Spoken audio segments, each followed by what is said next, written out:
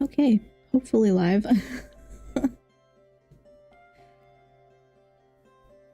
Hi Cam McCain, how are you? Hi Ashcat, how are you? At least I know it's working on Twitch.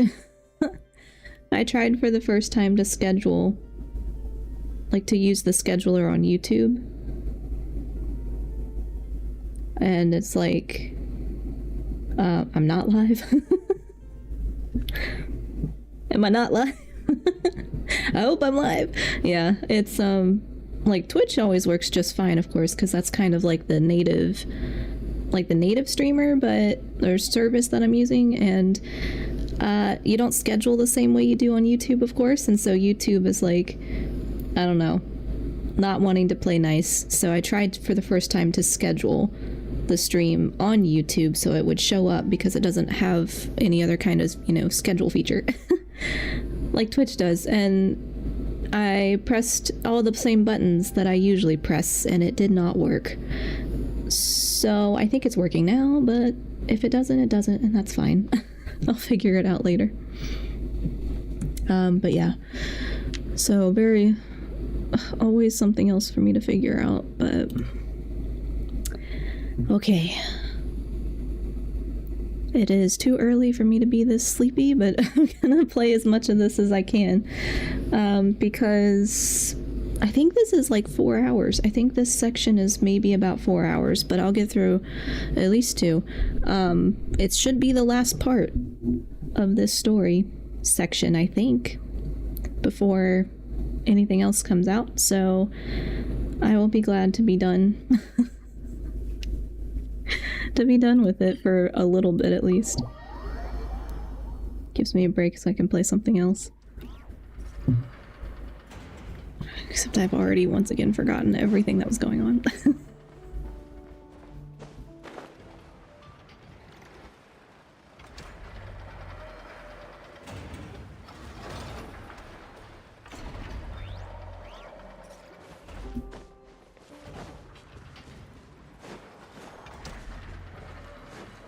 Yeah, I'll run around the things I don't want to fight today. Nope, nope, not fighting you. Go away.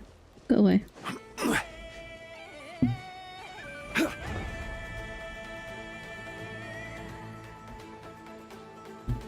Even bedrock can be turned to... That killed my character, thanks. Making good progress? Hope it's all going smoothly. Oh, hey look! They made it back as well! Prince! Lama! How did it all go? All is well, thank you. Nefer and Yehoda had to stay at the curatorium to wrap things up, so they won't be joining us for now. I ran into Miss Anefa and Miss Aino on the way back. Their work is still in progress, so I suspect they won't be back for a while either. You seem rather cheerful today, Mr. Flintz. I certainly am. I achieved what I set out to do and came away with more than I bargained for. Hi Tosa, how are you? I guess my YouTube is working. That's good. Because it wasn't working earlier, so maybe I finally figured it out. More than you bargained for. Fighting alone can get quite tedious, but I had the good fortune to run into a pair of brave young warriors. We meet again. How have you been? Albedo! What are you doing here? It's been too long, I'm guessing you're here to see Varka. Thankfully, tracking you down turned out to be a lot simpler than we envisaged. These two courageously lent me a hand while I was fighting the wild hunt. When they told me they were Sir Varka's colleagues, it all made sense. And given how people of outstanding talent tend to cross paths, it's no wonder you're already acquainted. So, who's your travel buddy, Albedo? Why don't you come and introduce yourself?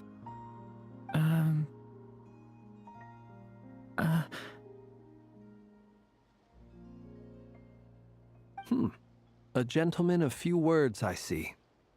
And a rather stern countenance. I presumed you were acquainted with him. Is that not the case? Okay, I do see at least my little bot thing that I set up for the ads is working too. It's supposed to notify us when Twitch is going to force the ad break, so I can kind of stop what I'm doing. For folks who aren't subscribed on Twitch, you'll get ads I don't really have much. I mean, I have some control over that, but I tried to turn it down lower without including like the pre-roll ads for when people jump into stream. So I'm still testing this out too. So we'll wait for it to, give it a second to do its little ad break.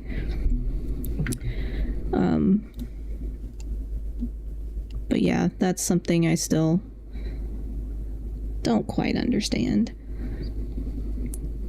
But at least the bots are working, because I set that up literally like 5 minutes before I hit go live. So the bots are working. That's good. Actually, I guess the next thing I need to look is how do I tell when the ad break is over once I mess with my settings. So wait, those horns, you must be, it's Minnie Durin, which I guess is like our next character to come out. I haven't decided if I'm pulling for anybody else, because I spent most of my resources on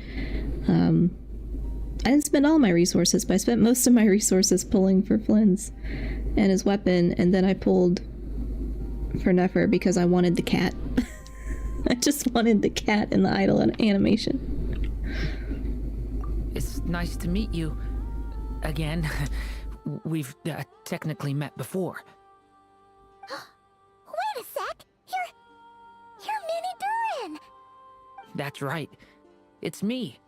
I'm glad to see you again. By the way, he says it's okay if you drop the mini. Yeah, I'm not as mini as I used to be. I mean, true. Interesting, isn't it? The first step towards blending into human society appears to be reflecting on whether one's name really reflects who they are. Wow! You look so different! In a good way, of course. It's great to see you looking so healthy. Thank you, Paimon. And although you're as mini as ever, I understand that diminutives don't always convey endearment. I'll be sure to simply call you Paimon as a sign of my great respect for you. Wow! You're such a smooth talker now. Paimon could get used to this. From now on, you may refer to her as your esteemed guide, Paimon. I actually think a diminutive is warranted here, because Paimon's so little. Okay, little Paimon is pretty tiny after all. Personally, I think our little Paimon is the perfect size. When people call her little Paimon, it's just because she's so adorable that they can't help themselves. If that's not a sign of endearment, what is? You're absolutely right, Miss Lauma. My brother still has a long road ahead of him when it comes to understanding human relationships. Anyway, speaking of long journeys, didn't Columbina, leave with you? How come she isn't back yet? She's throwable size? Oh no. I mean, yeah, I guess so. I mean, the whole joke about her being emergency food, I guess, because she's little. She's been catching up with old friends. Wouldn't be surprised if she stopped for a cup of tea, or 10 on the way back. Small. It's very small, yes. I mean, she definitely reminds me of Navi from Legend of Zelda, but obviously she's like a lot more formed than Navi. But in my head, I've called her Navi pretty much since the beginning, because she just pops up all the time talking. Uh-oh. People are talking about me. Hope it's nothing negative. None of his lines are voiced. Seems like she's in much better spirits after meeting her old colleagues. Judging from your expressions, I'm guessing it all went well? It's getting crowded here. I'll go grab some chairs. No need. This is a job for an alchemist. I'll whip some up momentarily. Thank you for your hospitality, ladies and gentlemen, but I was merely escorting my friends back. I'll be meeting Sandrone shortly, as we still have some things to discuss. It's been a pleasure, everyone. But this is where I'll say goodbye. We really appreciate your help. Thanks for standing by us. Oh, come on. Spare the formalities. I'm just glad I could help out some true friends. I understand. Well, bye for now, Harlequino. Oh, this place is hopping. It's probably a good thing one of us left. Otherwise, we might not fit all these people in. Okay. Are you saying talking we're about? about to run out of chairs? As a matter of fact, I am. Come on in and see for yourself.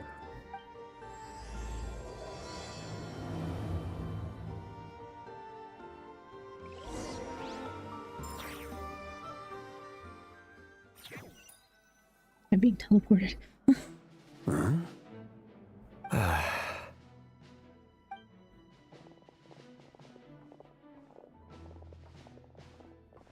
I overheard your little chit-chat outside, by the way. With Miss Columbina's colleague gone, we should be back to the original crew plus the other colleagues I brought in. Though, it looks like we have another new face. Someone else managed to rope in a colleague too? Sorry, he's probably here for us. Frankly, you and Paimon are the only people I know here. Hi, Sion. Yeah, no problem. I appreciate lurking as well. Totally how I watch streams too. But yeah, hope you're having a good day. I know we're on holiday break, so I'm trying to be productive, but I decided to play games instead. This here is Deansliff, colleague of Tibet's greatest guide, Paimon, and greatest adventurer, the Traveler. Well, not exactly colleagues, more sort of friends. When someone else jumps in to do the announcing, you know you're speaking to someone important. Let's hear what he has to say. Note to self. Once Paimon knows your name, the rest of the world will soon follow. Paimon doesn't keep secrets. When he comes looking for us, it's usually something important. Paimon's guessing you've heard about the Wild Hunt, then. From the looks of it, you're about to hold a meeting. If I were to say that the Wild Hunt is our mutual enemy, would that earn me a seat at the table? As the saying goes, the enemy of my enemy is my friend. Mr. Dainsliff, there's a seat with your name on it. Though, I can't promise the same for everyone else. Hey, Albedo, think you can rustle up a couple more chairs? After all this time apart, Grandmaster Varka's first order is to rustle up a couple more chairs. I've missed this. Is he being sarcastic? I don't think so. Hey, he's your brother. Why are you asking us? I've still got a lot to learn about the nuances of human conversation. Trying to decipher Albedo's way of speaking has been like jumping in at the deep end. Oh, good point. Paimon gets you now. Don't sweat it. There are people who go their whole lives without getting the hang of it. You're ahead of the game already. Look at you, Paimon, expert in the art of encouragement. I wonder what's taking Nefer so long. Perhaps you should go and check in with her. If anyone can hurry her along, it's you. I just got back from the curatorium. Besides, aren't you curious to see what's taking her so long? Miss Nefer doesn't strike me as the type to share secrets. And since gathering intel is her specialty, I'm guessing she'd prefer to keep her methods confidential. Under such circumstances, would it not be tactless for me to impose? Oh, but it's fine for me to impose. What can I say? You have an unrivaled ability to garner people's affection, Miss Moonchanter. Besides, you have far more in common with her than I do. All right, then. Like, don't you know her? Impressive. She barely fought back at all. I admire your powers of persuasion, my friend. As I'm sure Miss Lauma will realize soon enough, the trick in life is to always pitch in with other people's responsibilities so that you can be selective with your own. Another trick is to simply hide in the background. I like that one. Spoken like a true sage. Anyway, looks like we've got some time to kill before the meeting. Let's take a little breather, folks. And feel free to chat amongst yourselves. We'll get down to business once the other two arrive. Yes, I'm pretty sure it's gonna lock me into like a sequence that's gonna go on and on and on, so I'd be prepared for that this time. You're both awfully quiet. Why don't I start us off with an icebreaker? I love characters like Varka. Yeah, I like him so far. Like, we don't know a ton, but I like his personality so far. Much obliged. Have either of you ever had your portrait painted? If not, I'd be glad to help. That sounds like a lovely idea. You know how to paint, then? I dabble occasionally. He's an excellent painter. Tables, chairs, people, dragons, you name it. He'll paint it for you. I'm flattered. If I ever get the chance, I'd like to give it a try myself. I'll bear that in mind. Anyway, how about you, Durin? What sort of portrait would you prefer? Oh, I'd be fine with anything. Whatever style feels best to you. Very well. Then I'll play it by ear. You can replicate any style I want? I can try. If you show me a sample, I'll do my best to match it. Thank you. In that case, I'll dig up some reference material for you. Like right now? You're gonna do that right now? Or is this like future planning? Is there something you'd like to say to me? Yeah! For starters, why'd you just show up here without even giving us a heads up? If you think back to our previous interactions, you may recall that that's hardly out of character for me. You do have a point there. Sorted out your accommodation yet? Oh yeah! You'll need to find somewhere to stay the night too, right? Want to tag along with us? You never know. We might get a group discount. Sure, let's do that. Great! Paimon will handle it! And in return, we can get Dainslift to be our very own personal bodyguard. I'm on your thinking out loud again. If that's what you had in mind, you should have said so sooner. I'd be happy to help. Oh, okay then. Paimon was only kidding, but good to know. Anyway, since we're all here together, we might as well watch each other's backs. That's just what friends do, right? Indeed. Thank you.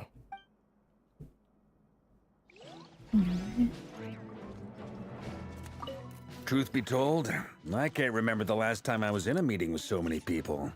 You're not alone there, my friend. The Lightkeepers also struggle to bring everyone together for a serious discussion. I don't doubt that. I've only ever met two Ratniki, one being you, and the other being that young guy, Itlua. Itlua is a good apple. I'll give him that. He's kind, honest, and regularly delivers supplies to my lighthouse. A true Ratnik to the core. In that sense, he puts me to shame. So you're what? A fake Ratnik? That's what it sounds like you're saying. But I get the feeling that's not quite what you meant. Come on, why the awkward silence? Sorry. I'm not even gonna bother trying to hide it. You've known all along, haven't you, my friend? Now that was an awkward silence. Let's just keep this between ourselves. Probably best if Itlua doesn't know, huh? That goes without saying. Gotta be careful what you share with youngsters, after all. Anyone else in the know? Let me guess. The Traveler and Paimon? It's dangerous being too sharp for one's own good, you know. Then, in the name of the Animo Archon Barbados himself, I swear, your secret's safe with me. When we went for drinks, you said that you and Barbados were practically best buds. In the light of that claim, do you really expect me to take your oath seriously? No, good point. Of course. Just as long as you don't go spreading around the fact that I'm close with Barbados, all right? Fair enough, then. Nothing like a bit of mutual leverage to seal the bonds of friendship. Right.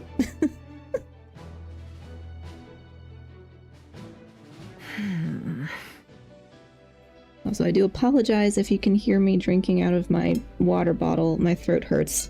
So I'm doing that more than usual, but it makes noise.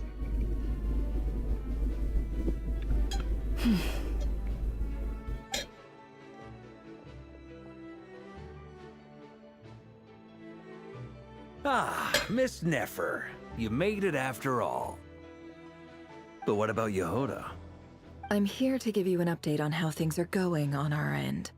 Once this is over, I'll be heading straight back to continue my work. I left Yehoda back at the curatorium to watch over things while I'm gone. Huh. So much for just this once. Shh! Not so loud! We're on a roll here. What if she remembers and suddenly decides to back out?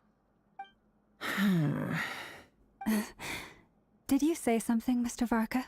Huh? I didn't say anything. Right, Flints? Must have been a frog. They get so noisy around here at nighttime. It's like they're putting on a concert in the background. Anyway, before we begin, there's a few introductions to make.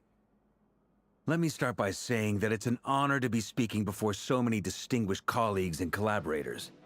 First up, we have Miss Lauma. As Moon Chanter, she's the leader of the Frost Moon Scions, a local religious community in Nodkrai. Then there's Miss Nefer, boss of the Curatorium of Secrets, an intel gatherer extraordinaire. Nefer is leading the investigation into Rerer's background, assisted by Yehoda and Lauma. From the little I've heard, they're making some great progress. Over here, we have Mr. Flintz, a ratnik and guardian of the abandoned lighthouse. In our last operation, he courageously distracted the Wild Hunt to buy time for the rest of us. For those of you who've never met, this is Mr. Albedo, a renowned alchemist and captain of the Knights of Favonius investigation team. By his side is a new face for us all, myself included, Mr. Durin, who has come to lend his aid. Next up, we have the Moon Maiden and former Fatui Harbinger, Miss Columbina. Then we have the Traveler, who's earned more titles than I could possibly hope to list out, so I'll spare you the rundown. And Paimon, the ultimate travel companion and quite possibly the best guide in all of Tevat. Wow! That's a lot of people! Great turnout! Miss Nefer, it looks like you might have another job coming your way, so, congratulations on the booming business, I guess. You think I haven't got enough on my hands as it is? Who's looking for me now? That would be me, Miss Nefer. I have a commission for you. And you are? Who I am doesn't matter right now. What does matter is that I'd like you to gather more intelligence about the Recher of Solnari. Well, it's not as if we never take on anonymous commissions. But in your case, I'll have to decline. I'm gonna take a wild guess and say your job's probably more hassle than it's worth.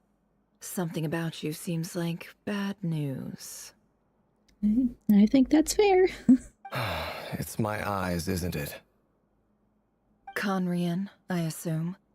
And what's with the mask? Are you trying to hide your identity? In any case, the fact that you're even still alive raises an awful lot of questions for me. My name is Dainsleif. And yes, I am from Conria.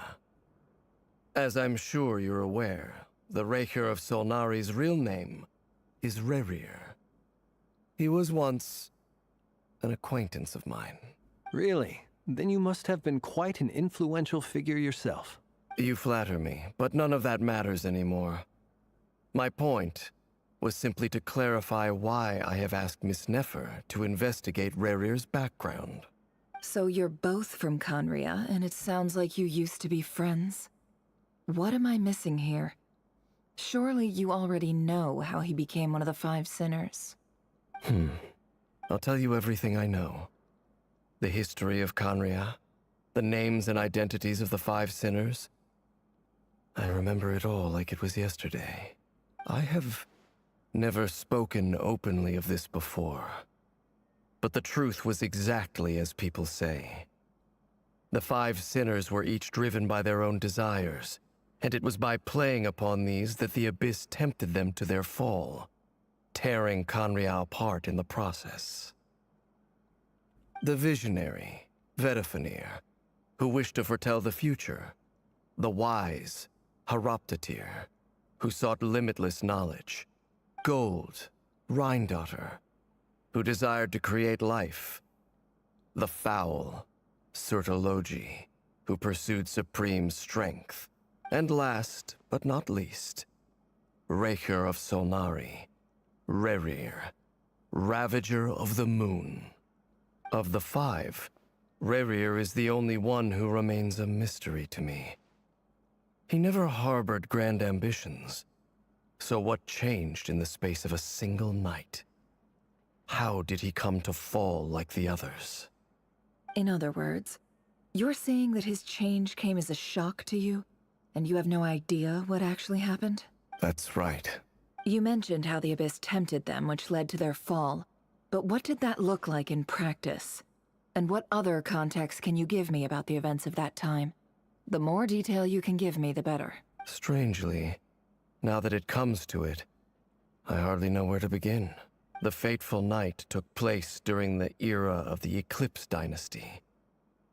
One day, my elder brother, the visionary, Vedifenir, was summoned to the palace by the Vinster King, only for the king to gouge out his eyes and cast him into the dungeons. Oh, yuck. When I came to hear of this, my fury knew no bounds. I gathered together every ally I thought I had, and together, we set a night to storm the palace and free Ved. Centuries on, the memories of that night still haunt me, like a never-ending nightmare. We broke through the palace gates, just like we had planned, each striking towards our separate targets. But then, I was betrayed. Even Vedifenir, the very person I had come to rescue, abandoned me and partook of the Abyss's power. So, it's personal after all. Then tell me, Mr. Dainsleif, what price are you willing to pay? You, of all people, must know that nothing comes for free. I cannot say what price would be worthy of such a commission. But know this. Rerir was not always a madman. Believe it or not, there was a time when he was just an ordinary man, working for the Conrian Intelligence Service. Uncovering the truth of Rerir's past is the only way to unravel this mystery. But before you decide if you will accept my commission, I will tell you more about him. Enough, I hope, to help you plan your next move. Sounds pretty good to me. Feels like we just flagged down a random passerby, only to discover he's actually a master strategist who has a score to settle with our enemy. Must be all the good karma I've been building. Who knew having a Conrian friend would come in this handy? Can I borrow your halo? It could be useful in the lighthouse. Hey, enough with the wisecracks! Besides, isn't that lamp of yours bright enough already? Relax. It was meant to be a compliment. If that was a little over the top for your liking, I'll make sure to tone it down next time. I'll give your proposal some serious thought, Mr. Dainsleif. Let's speak in private once the meeting is over. Before that, there's a few things I'd like to share. He has a voice. Recount the meeting. Oh, you recount meeting the knave and how the iridescent moon's marrow was retrieved from the crimson moon space. Make it clear that the knave chose to help you of her own accord, then conclude by reporting how the hearts of the three moons are finally in your hands. Now that we've united the hearts of the three moons, your power should be greatly enhanced. But it seems like that hasn't happened yet? I believe it will take a little longer. You've done so much for me, so I want to be completely honest with you all. Even though I'm doing a lot better now, the truth is, my recovery will likely be an ongoing process. From the moment I was born, my power has been slowly ebbing away. And that is because Teyvat has never accepted me. Even with the moons united as one, it seems my rejection cannot be undone. So far, I have yet to find a solution. It may turn out to be a problem that will plague me until the day I finally leave this place behind. Even so, I will do everything in my power to help you drive out the Rayhir of Solnari. As Arlecchino put it, this is not about chasing the spoils of victory. It's just a gesture of heartfelt gratitude. Kutar. She seems a lot more energetic and positive than she did when we first met. Oh, yeah, I mean, I guess she's talking more. Defeating the Rapier of Solnari will be no easy task. While my strength slowly recovers, we'll also need to gather more intel. Naturally. We should take all the help we can get if we hope to defeat him. We've considered several viable plans now, but our choice hinges on the answers to a few key questions. Is it even possible to kill Rapier? What experiences shaped the person or monster he became? And what's he really after? Given Albedo's expertise in alchemy, I think we should leave him to try and answer the first of these questions. Understood.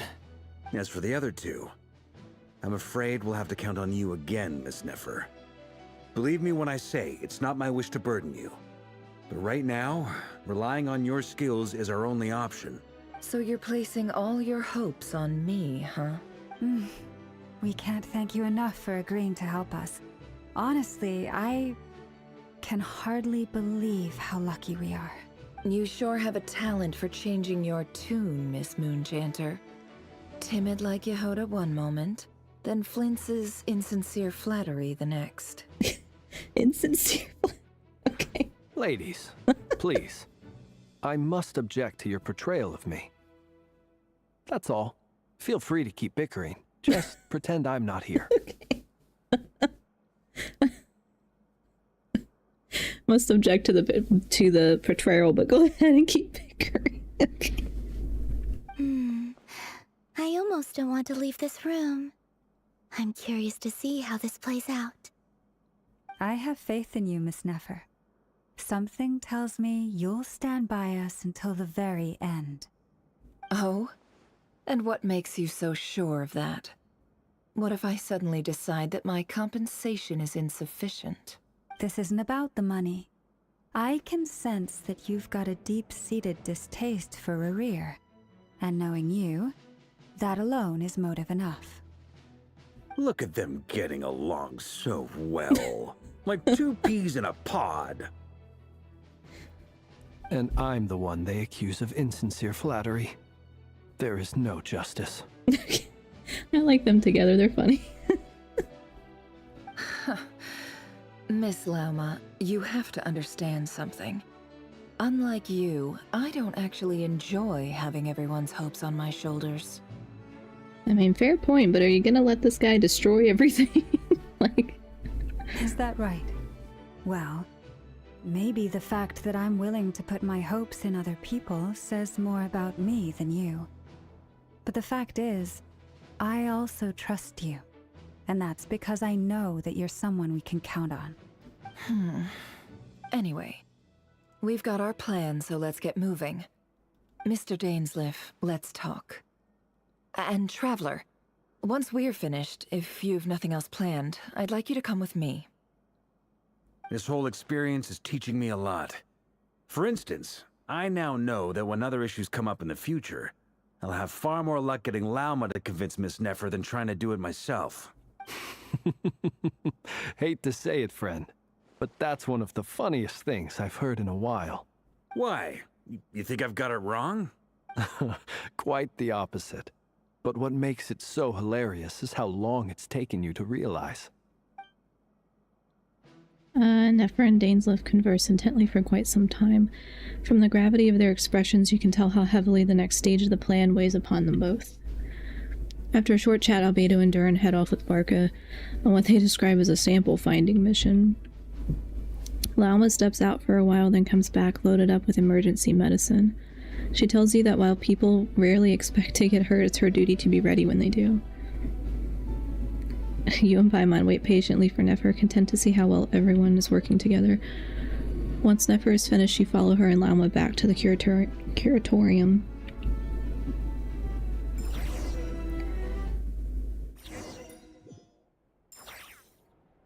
Oh, I thought I was getting locked into a sequence.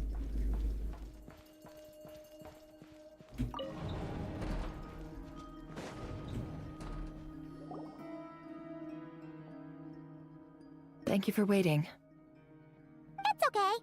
We actually used the time to help Dainsleif get a room at the hotel. That's very considerate of you. Now, I trust you share my curiosity about Rarier's past, and you seem fairly familiar with Mr. Dainsleif already. That's right, we've known each other for quite some time now. We spoke at some length after the meeting. He was the one who suggested I should invite you to join this operation. He feels confident that these secrets will be safe with you. Dane has a lot of faith in us, that's for sure. Thanks for your trust too, Nefer. Likewise. I appreciate that you got right on board without interrogating me about why I invited you.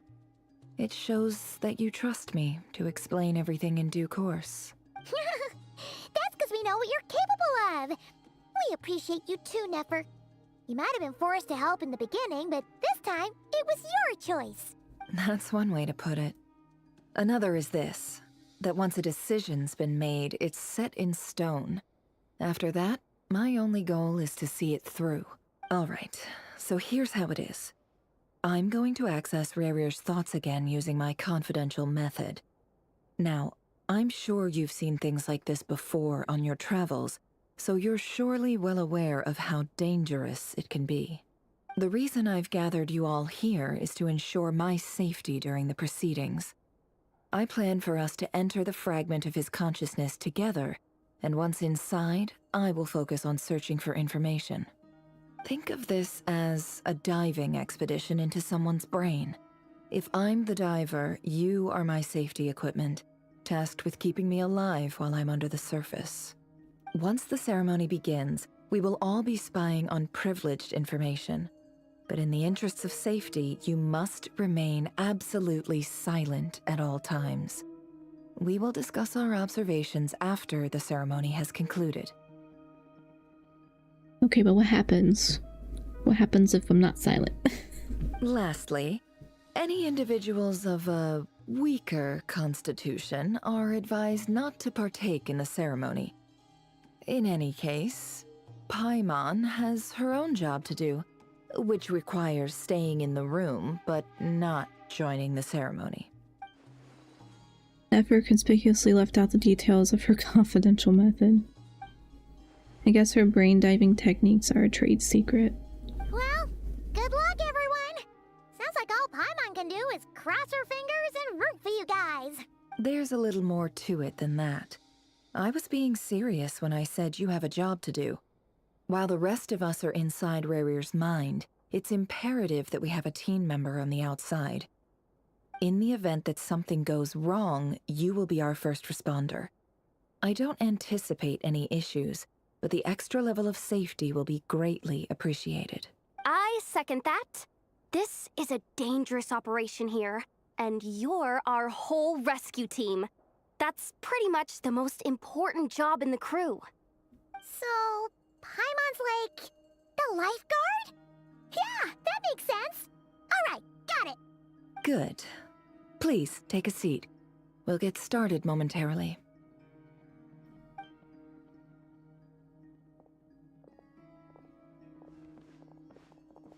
So, did Mr. Dainsleif tell you anything else?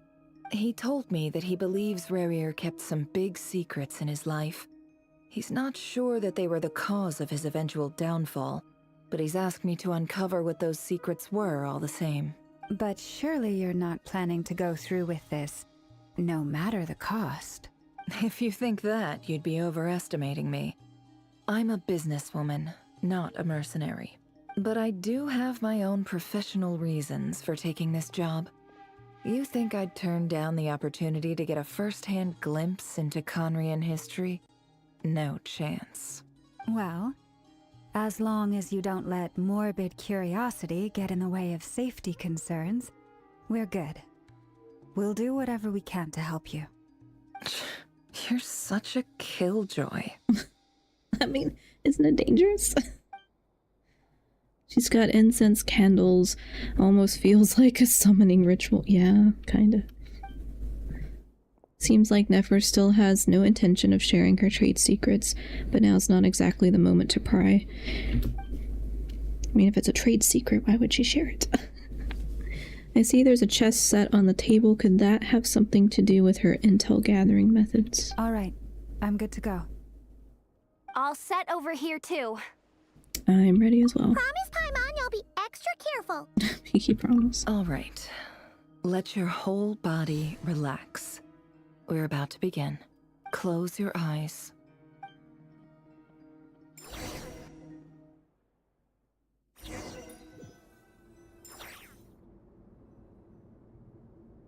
Phew.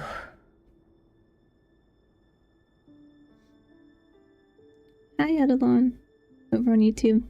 How are you? Could this be his office?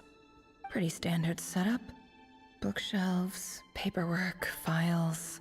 According to Dainsliff, Rarier used to be an intelligence operative. Chances are there's plenty of top secret intel stashed away in this room. Is this where you keep your secrets, Rarier? Can't say I'm not looking forward to this. I mean, yeah, not gonna lie, I would be so on board with that. Like, yes, take me back. Let me view ancient history with my own eyeballs. That would be a lot of fun. I mean, supposedly it's dangerous, but would be fun. Sit beside the office table, or am I just supposed to examine it? He looks even gloomier than last time. I wonder what's changed.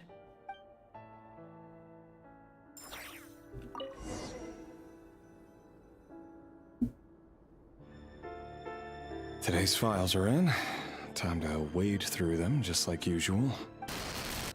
Male, 51. Occupation, cook. Confirmed Crimson Moon descendant. Has maintained frequent contact with other descendants over the past year. Poses a threat to the dynasty. Neutralized. Oh, yikes. Okay. This one should be archived under purged targets.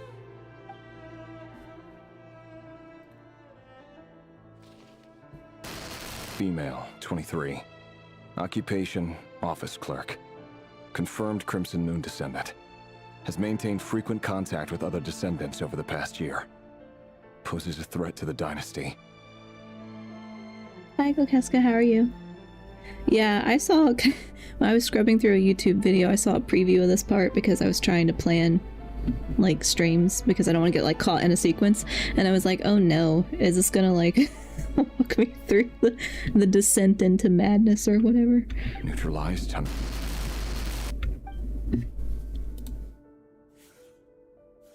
Another one for purged targets. Sounds like she was that other man's daughter. Never mind. What's it got to do with me?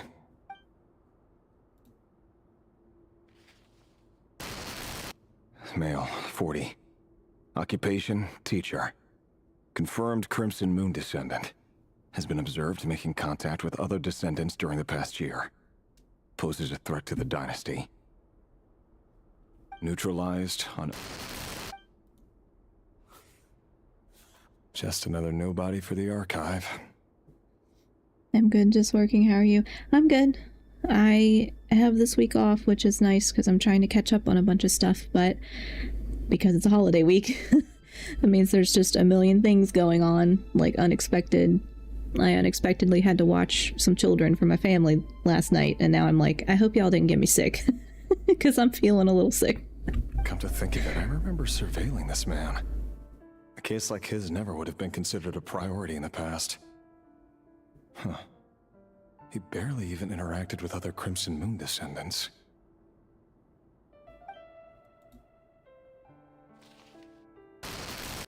Female, 16. Occupation, none. Orphan and confirmed Crimson Moon descendant.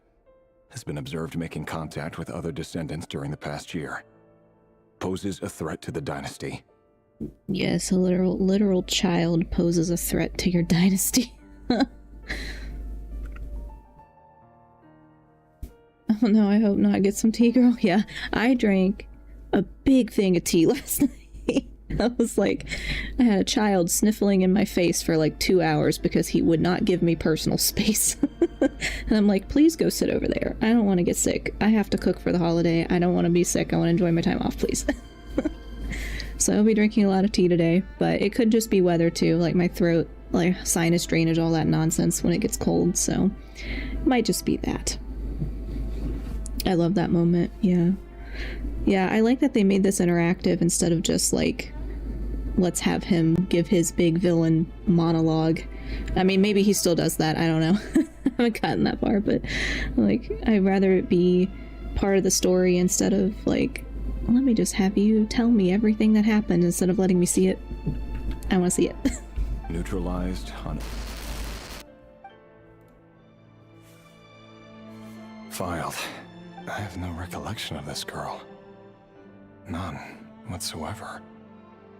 She doesn't seem to be anyone important, but then again, how many of them really are? Again, she's a child. It's not a threat. Female, 13. Occupation, none. Orphan and confirmed Crimson Moon descendant. Has been observed making contact with other descendants during the past year. Poses a threat to the dynasty. Neutralized on... Filed.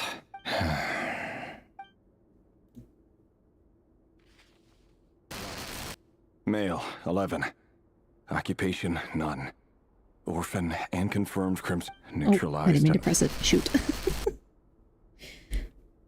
Sometimes I'm not thinking and I like hyperclick.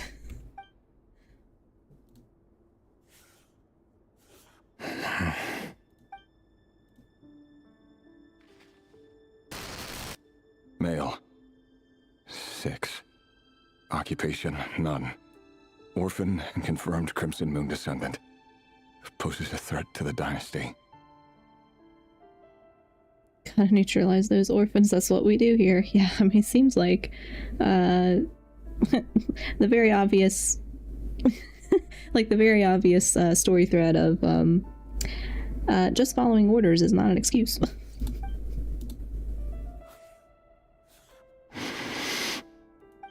It's funny, isn't it? Your job is becoming both harder and easier at the same time, depending on how you look at it. Sooner or later, the Crimson Moon descendants will be completely wiped out. But as their numbers dwindle, they become harder and harder to track down. That's not how it is. Fortunately, however, most of the able-bodied adults have already been taken care of. The remaining weaklings will be increasingly easy to deal with. No! No. My job is to ensure the survival of the Eclipse Dynasty. And the only way to do that is by eliminating any and all potential threats. It's a perfectly legitimate line of work. Every single one of my colleagues can attest to my fairness. And if my friends were aware of the facts, I know they'd back me up too. Assuming, of course, that they were aware of all the facts. Thank you for lurking. Yeah, I don't like that, bro. I don't like that. Orphan had limbs. What's stopping them from taking a weapon, killing someone sometime down the line? Yeah, I don't know. All humans capable of, you know, terrible things. Let's neutralize the children. It's just... I mean, I get the point they're making. I'm just like, come on, guy. Come on. It's not... Like... Come on, use your brain. Literal children, if you don't draw the line at that, what's your problem? Oh, where am I supposed to go? Look for what's his name that I can't pronounce. Okay, well, not that way. How do I get out of here? Oh. Did not see the opening. Oh, I can't go through that. Okay, well... I'm underground. Can I go out this way? No. What is this? Documents. That is completely logical. I don't see the problem. A file tucked inside a folder. The title reads, Dear Breakfast Shop Owner. It's a list of names. But at this stage, I have no idea who any of them even are.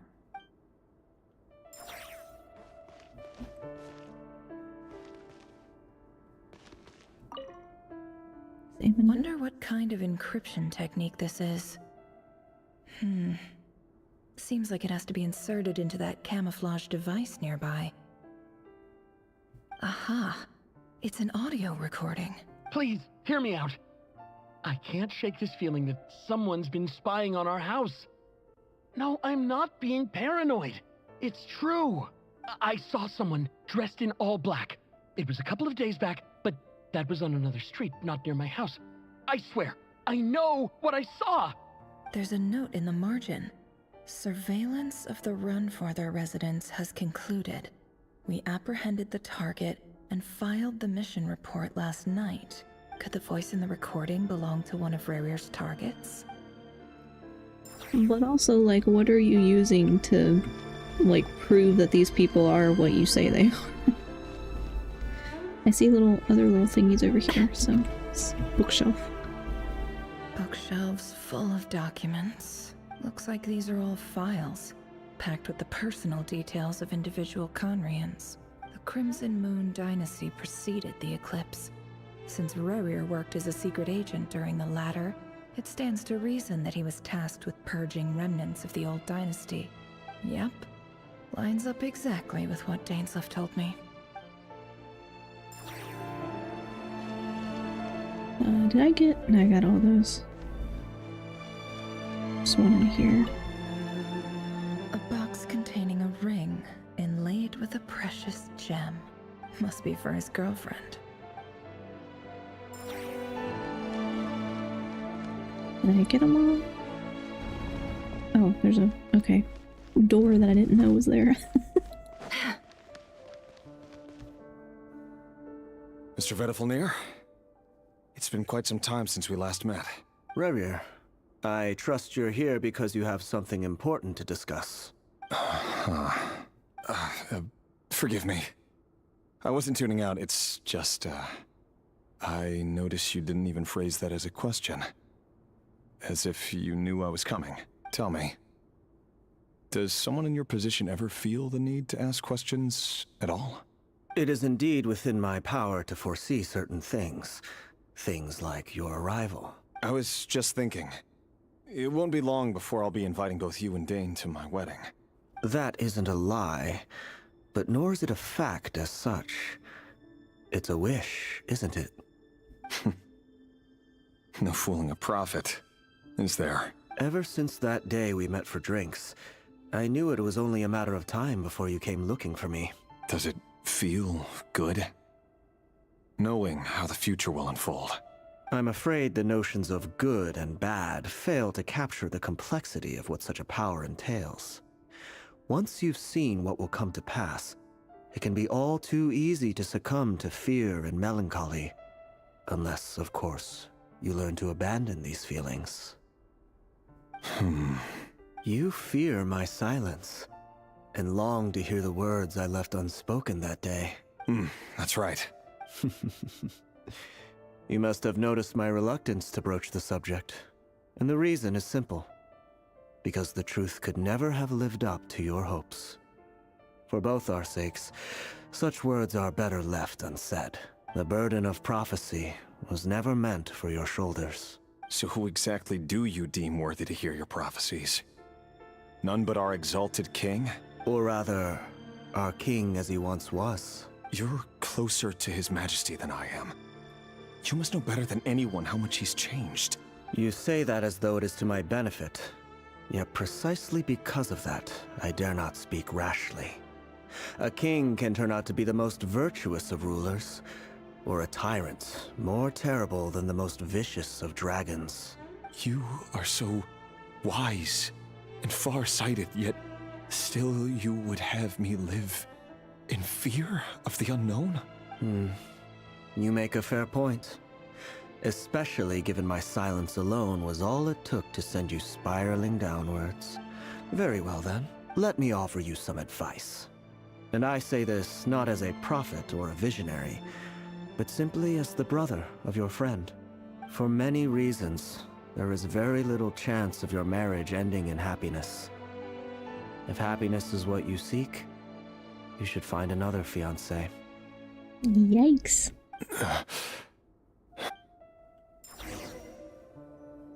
Hold on.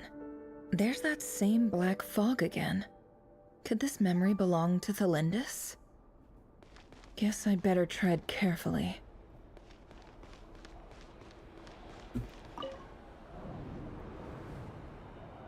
Wait. Hear me out.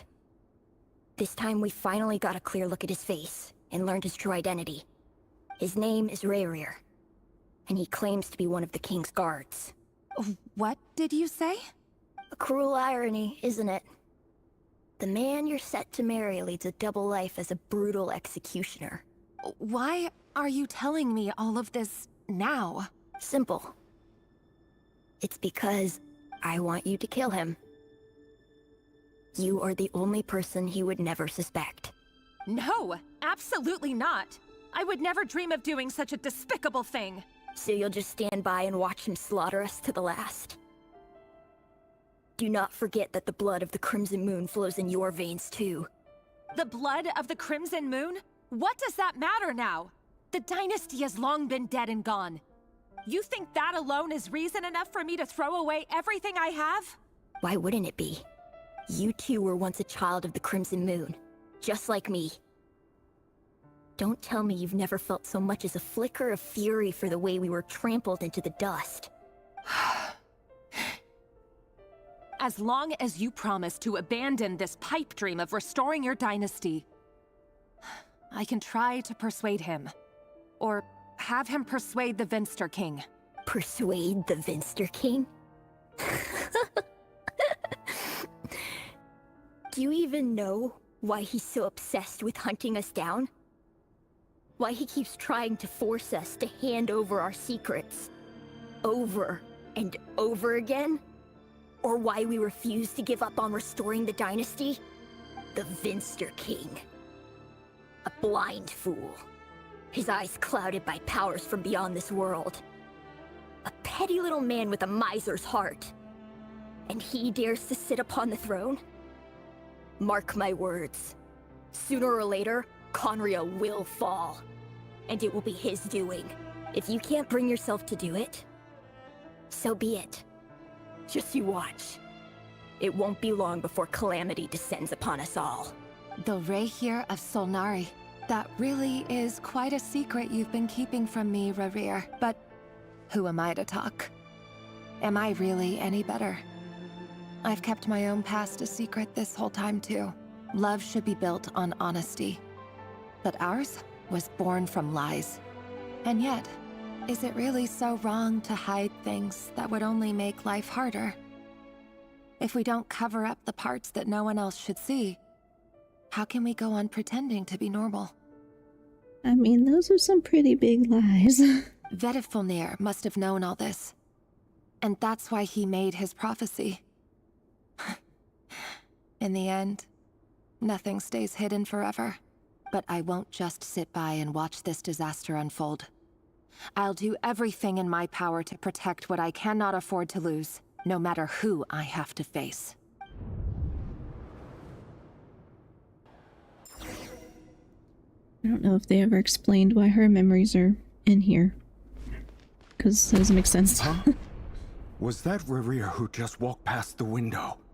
Doesn't it give you the chills that he still takes the same road to work every day? As if nothing ever happened. Those people at the deli. Enough already. They're clearly pretty taken by their own disguises, so just smile and play along. Pull the rug from under beasts like that, and you'll risk having your throat torn out. Deli? They're talking about those people from the opposition. Right. I'd almost forgotten they used to run a deli. People of no consequence always vanish so easily. And no one even remembers them.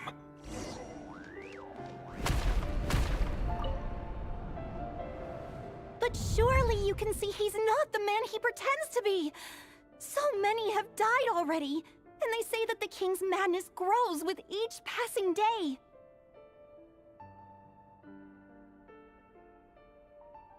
Yeah. Yeah, the first they came for, it's like, it's very illustrative of this slippery slope of like, well, this doesn't affect me, you know? We're just going after the enemy. And then it becomes way deeper than that. And way more dangerous than that. I don't know. Yeah. Big yikes. We're not going to survive this, are we?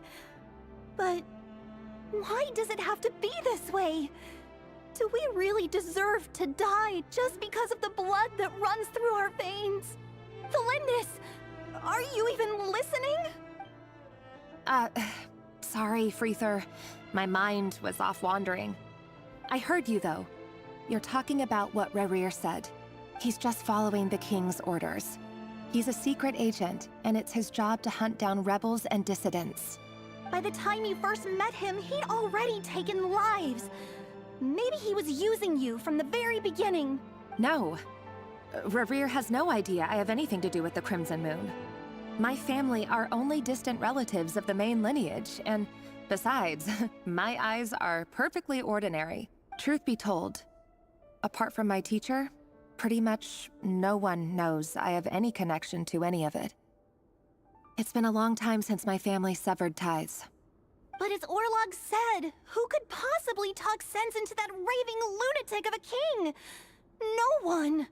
I'll work something out. Trust me, I'm with you all. But for now, you need to keep yourselves hidden. Don't let anyone find you, anyone at all. Don't forget that Rerir is an Eclipse operative. You need to be extra careful when he's around. And when I am too. For now, don't come looking for me. And if anything happens to me, just act like we've never met. If even you can't escape this, what hope do the rest of us have?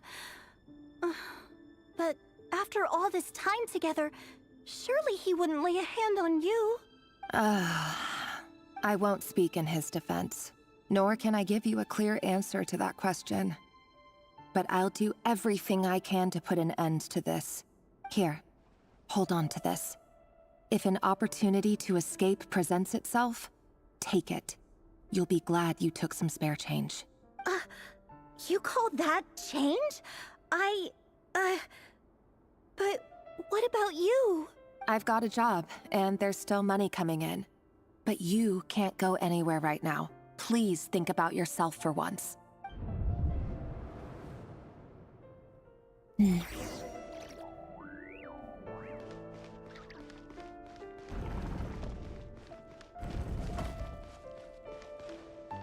I think it's this way. Another day, another round of assassination training. Training ground is just beyond this hidden passageway. When you kill a person, doesn't it bother you when you end up covered in their blood? Why would it? Aren't we all just walking blood bags? But not everyone is accustomed to hunting down others like prey. You've been a hunter for so long now, you seem to have forgotten that most people don't just go around killing one another. Leave me alone.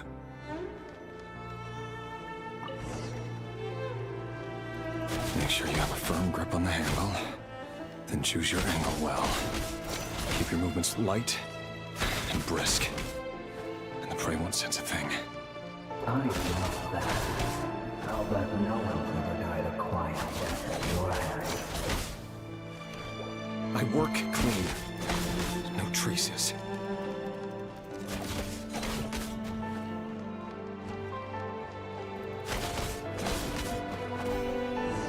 That doesn't make it open above board, though. The king just happens to meet you right now. What if someday he doesn't? That won't happen. He's changed. Ever since he fell under the spell of that power. In the beginning, he only had you take out a handful of the things. Now... The ones I've dealt with have always been guilty. And I've carried out my work flawlessly. I don't know if that's supposed to be his inner voice. Oh, we got ad break, so I'm gonna pause if I can because I don't want it to cut off the story for people. I still gotta figure out. I'm just gonna yap for a minute while the ads go. Oh, it's gonna force me to do it. Okay. Was it because she didn't trust you? Or something else? Enough! Investigate black mist in space. Okay. Well, let me give it a second just in case ads are still rolling. That's something for me to still figure out is I need a notification when the ads are not rolling. So I set up the bot to tell me when they start, but not when they end, so something else for me to figure out. Every time I figure out one thing, there's like 50 more to figure out. But yeah. Okay, well hopefully the ads are only a minute, so hopefully they're done now. Let's off the lamp. Yeah, I need to... I don't know if I can schedule them. I would like to be able to... I think you can snooze them. So I need to figure out how to do that too. That's next on my list. Delindis, do you still remember Orlog? Orlog? The boy who was pretending to sell flowers. You spoke for quite a while, didn't you? Yes, we did. What about him? People streamer. I just don't want to, like, you know, feel like anybody's missing something because the ad rolls. And, like, I can't really turn them off if I... Well, I mean, I can turn them way down, but then I think it adds pre-roll ads, and I don't want pre-roll ads, because that's annoying. So, so, yeah, trying to figure out the best way to manage that so that nobody feels like they're missing anything, like, important. Depends on what game I'm playing, so if it's just a silly game, it won't matter, you know? He was arrested 2 days ago. Chances are he's already dead. He... I just don't get it! After everything he's done, why do you still stand by him? Just gotta make your own streaming service. Yeah, I mean, we're kind of stuck with Twitch and I guess YouTube. YouTube doesn't do it, I don't think, because I'm not, like... I don't know if they do it on partnered people, but they don't do it on mine. At least as far as I know, they don't. It's just on Twitch. I don't know anything about TikTok. I was gonna try to multi-stream to TikTok too, but that just sounds really complicated. Or does it mean nothing to you that people keep dying? No, that's not... Just hear me out. I need to go now, Thelindis. They're looking for us. You take care too. If you ever need a place to hide, come find us.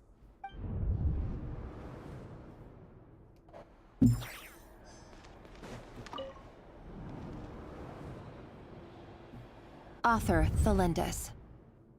Over the course of this week, the research object was subjected to interference for a total of 47 hours for experimental purposes. The results are as follows. All subjects of observation that were sent inside have now... The situation within is proving more problematic than anticipated. No progress whatsoever. What now? Won't you give me even a glimmer of hope? Things are getting worse by the day. I have to find a way or we'll all be in danger. But I... If all this research comes to nothing, what then? Sooner or later, it'll be my neck on the line. But could he really bring himself to kill me? No. Surely he wouldn't have the heart. I don't know about that.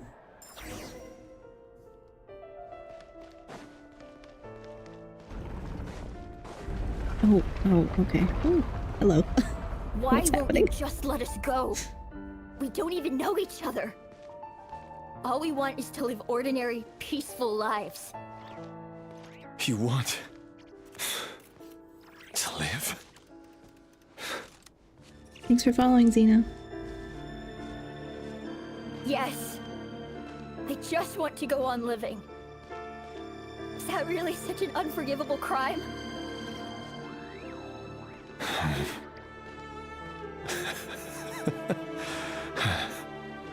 You want to go on living. I want to keep living too. To keep living forever. That's why I have no choice but to continue on the path I'm on. If only some savior would suddenly swoop down and change the way the world is. Too bad that's not going to happen. Imagine that. If there really were such a person, you and I wouldn't be standing here like this, would we?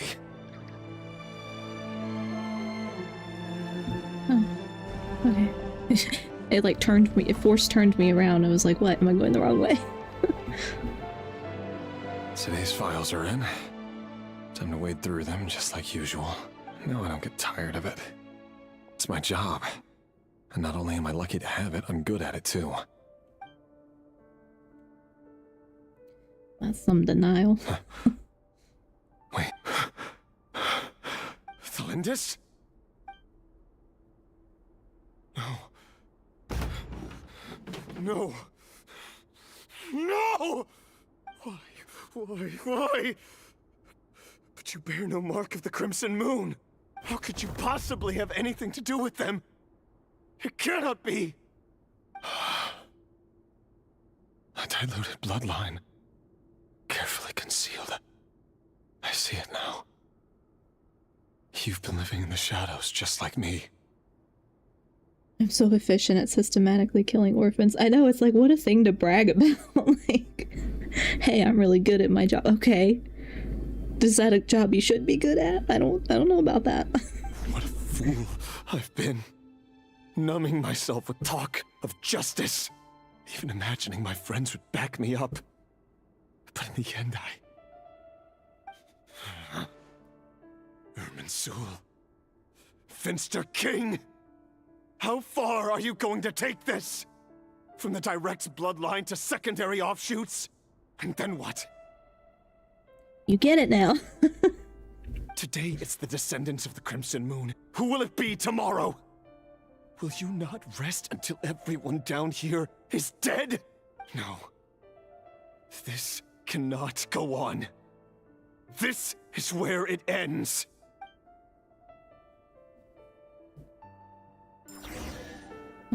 Kind of took him a long time to get that, but alright.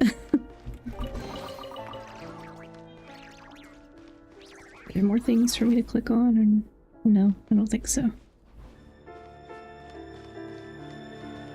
I don't think there's anything. Well, not that way this time. Okay.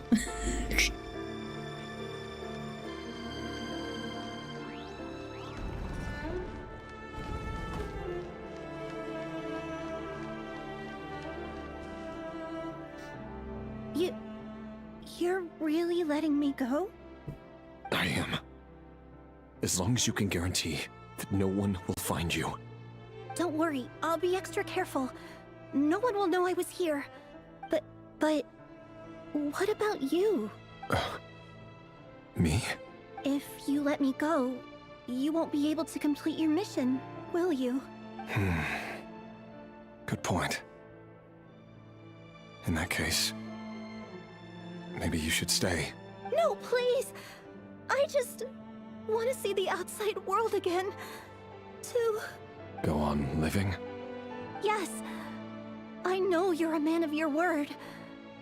So please, just let me go. If I let you leave, what will become of me?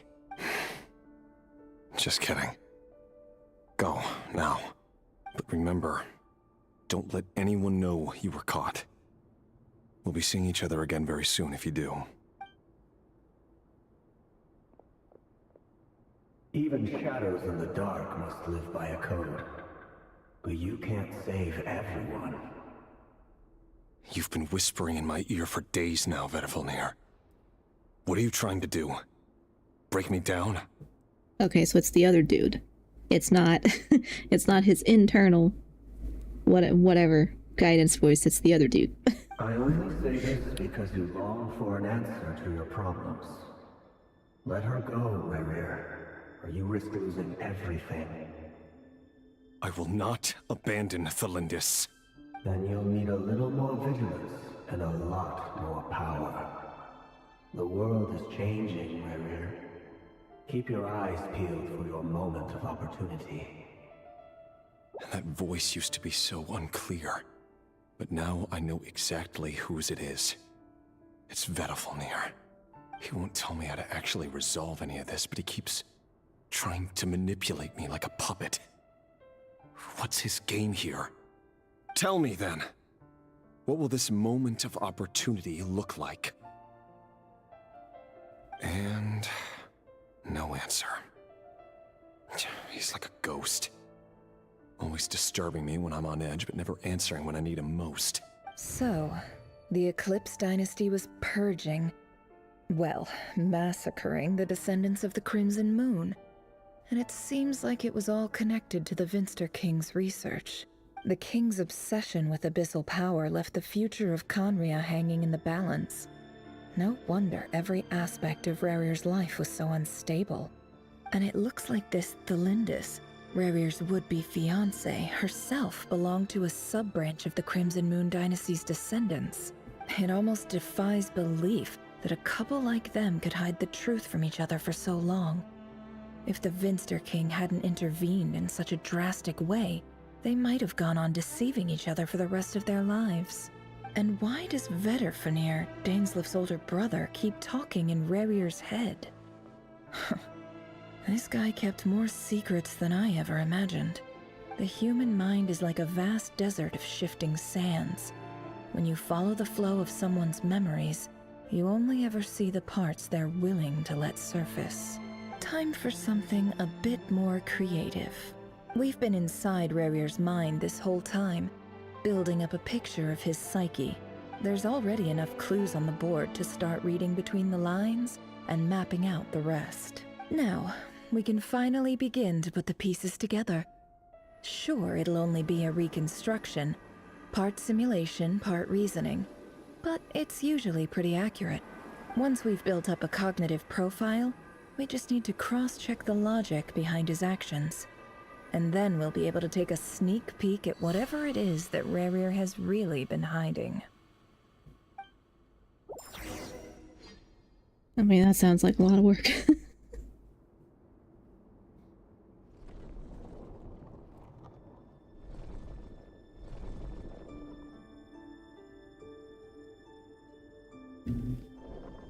Rarir, are you there? Oh no. Oh, don't make me play chess. Moving pieces consumes action points. All your action points are used up. You'll be returned to a previous save point. Okay, probably gonna happen a lot. When a piece moves to a square of this marking, gain corresponding number of action points. Save point, okay.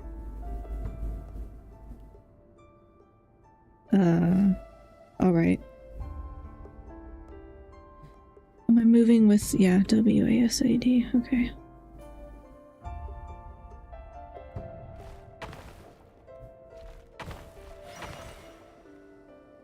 Guess I have to get all of them.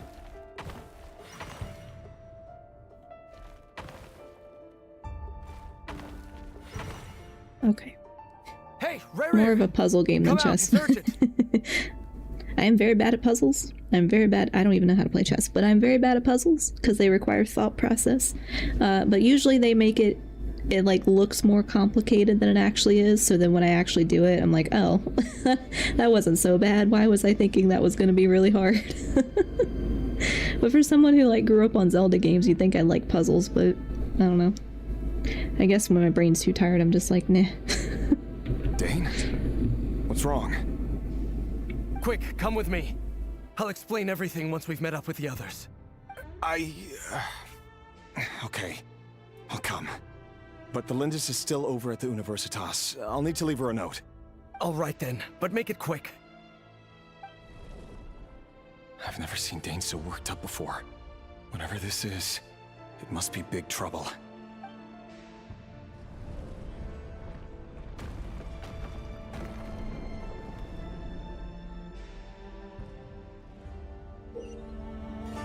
I would think that growing up on Zelda games would make you hate puzzles, not love them, TBH. Okay, good. It's not just me. Like, I say that a lot, and other people are like, well, you play a lot of Zelda games. How do you not like puzzles? You say you're not good at puzzles, and then you, like, you know, we'll go do, like, an escape room or something, and I'll solve a lot of the stuff. And I'm like, I didn't say, like, maybe I'm good at it in the moment, but if I think too hard, it gets real irritating.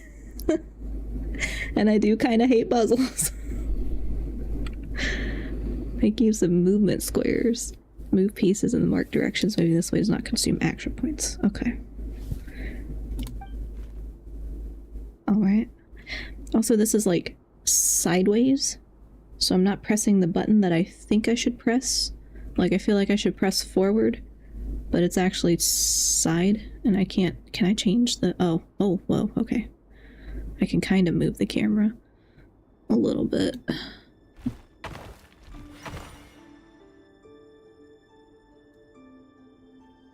So if I go...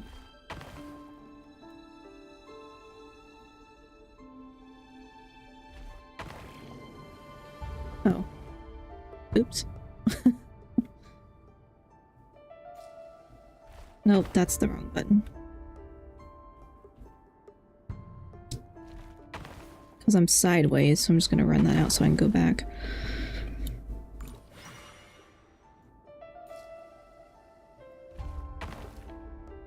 So I have to press up, not side. Right? Yeah, okay. Me making it more difficult than it needs to be. What is that? Is that down? Yeah.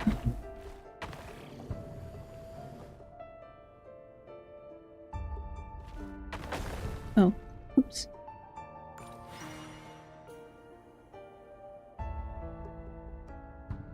Can I move off of the thing?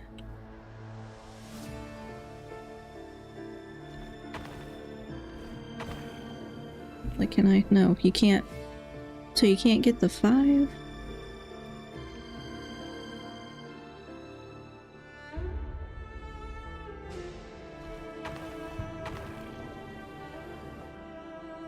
Okay, well, but then you only have 1 when you get there. So I think you have to get the 5.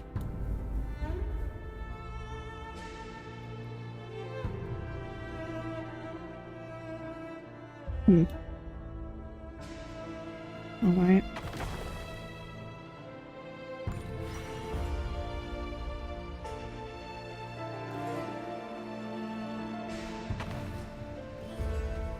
But it like won't let me move off of that track, so I guess I have to go backwards.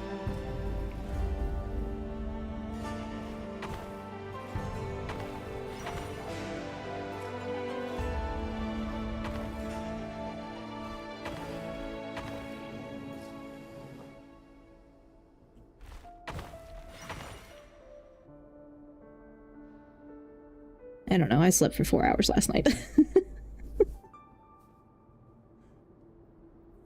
Well, this is a nice change, meeting you all at this hour. When men and women of ambition can speak face to face in broad daylight, I say that's a big step forward for our dear Conria. Don't be ridiculous. We do not fear the day. Why would we seek refuge in the night? You might ask your blade that same question. I'm told it prefers the cover of darkness. The word on the street is that Sir Delogi only strikes when he has an unfair advantage. But that is patently false. I see you're missing an arm and a leg. Surely only a fair fight could explain that. If this is your way of offering me replacement limbs, believe me, I'll take them. Oh, we can certainly discuss that. With bioalchemy, anything is possible. Assuming I have your full support in my research. Lunatic. Robtatir, what brings you here? Why, Dainsleif, of course. He invited me. Please, cast aside your apprehensions, Miss Rhine-daughter. Whatever the rumors may say, I am but a humble servant of the king, and I can assure you he affords me no greater convenience than he does you. Well, the Universitas Magistrorum won't stop fawning over you, so at least some of the rumors must be true. You're clearly doing well for yourself, so drop the humble servant act. It endears you to no one. You're president of the Universitas Magistrorum, the chief royal mage known as the Wise by royal appointment, and by far the most favored among the 4 pillars of Conria. Vice President Veet doesn't even try to hide his envy when he sees you. My success is the product of hard work and good luck. It's as simple as that. Were the king not such an extremist, I hardly think I would have received a senior post at my age. Have you tried playing Honkai or do you just play Genshin? So far, just Genshin. I've thought about trying Honkai because I was going to try just like a slew of different gacha style games. Especially once I finish like all the main stuff in Genshin because I don't really need to stream a bunch of side quests, right? So I thought about it. Haven't investigated too much yet. But yeah, I mean, I'm open to trying pretty much anything. Of course, no job is without its gripes. Serving a king like ours can be a challenging task, as I'm sure you can imagine. And as for Eftervit, in missing out on the presidency, he's dodged a mountain of stress. Like everything else in life, it comes with pros and cons. I think isn't Honkai turn-based? Or one of them is turn-based? I don't remember. I remember something about turn-based. And that's why I didn't try it, like, earlier on. Because I don't typically play turn-based games. They're a little too slow for me. But, like, I'm not against trying it on stream. It's just not something I would try, like, on my own, you know? Because, I don't know, I get bored. So. Hi, Darks, how are you?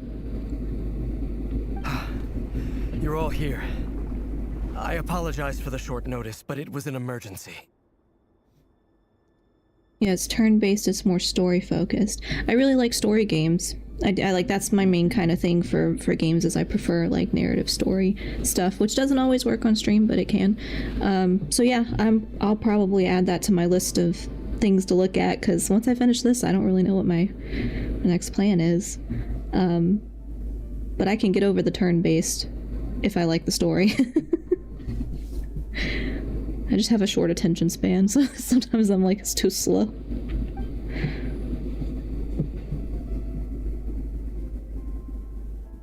You must be Rerir. Mr. Sertologi. Yes, I handled your case file during your sentencing. Nothing personal, of course. I'm pleasantly surprised that you remember me. You're clearly a person of substance if you've been invited here. But Dainsleif, you'd better have a very good reason for convening this little gathering. It's my brother, Vedalfenir. After he spoke at the court this morning, the king was so infuriated by his words that he had him blinded in both eyes and thrown in prison. Well, that's an overreaction. Vedalfenir in prison? Strange. I thought the king trusted him and Heroptatir more than anyone else in the world. Does this mean the king's circle of trust just got even smaller? It has nothing to do with trust. It's about what the king wants, which is as clear as day to anyone paying attention. I simply appease him, because it's in the best interests of the Universitas Magistrorum. And also because you're slimy. Vedalfenir, perhaps less so. But still, a visionless visionary? It rather inclines me to think that qualifications are not what get you ahead in Conria. It's not that funny. I just wasn't expecting her to say slimy. Do you honestly think this is an important discussion to be having right now? Dane, what are you planning to do? Rescue Vedalfenir, I assume. Correct. It will mean storming the palace by force. Tonight.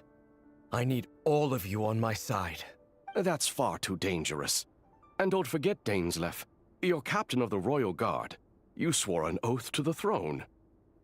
Hmm? You've been planning this for a while, haven't you? I have no desire to commit treason. But whatever critique the king may have of Vedalfenir, disfiguring your most loyal subject for putting the best interests of his court and nation first, this is not the conduct of a wise ruler. My blade will force the king to see the error of his ways. So, Vedalfenir's prophecy enraged the king. I'm sure it wasn't what he wanted to hear, but if he won't take counsel even from the visionary, that is deeply troubling news. The extent of His Majesty's madness is now all too clear. The question is, how does a man like me get out of this situation unscathed? And I think, well, I think you might be in too deep.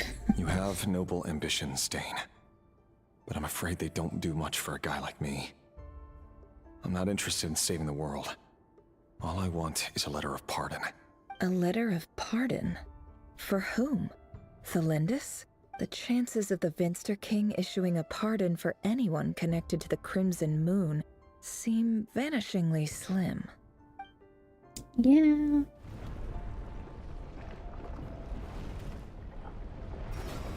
I don't know about that. Oh no. This black fog over the board must have some connection to Thelindis. But why is it taking this form? Does it have something to do with Revir's past? Another mystery I'll need to unravel. Assume marked number of action points to defeat your opponent pieces. Pieces will only attack when they have more action points than needed to defeat. Okay, well.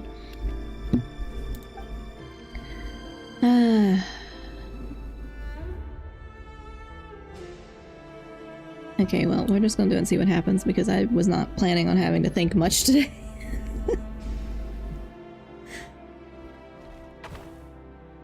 Do I just run over it? Okay.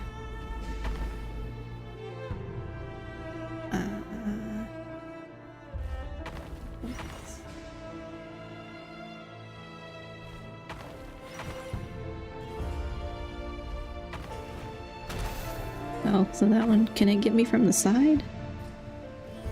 Well, it doesn't matter because I ran out of points. IDKY, but this part was annoying for me. Yeah, I have a feeling I'm gonna be real annoyed here in a second. Cause like, I don't know. I tend to rage quit if I have to do something more than once. Like normally when I'm just playing games by myself. If I have to do it more than once, I'm like, nope, no thank you. Not interested. But I wasn't planning on having to think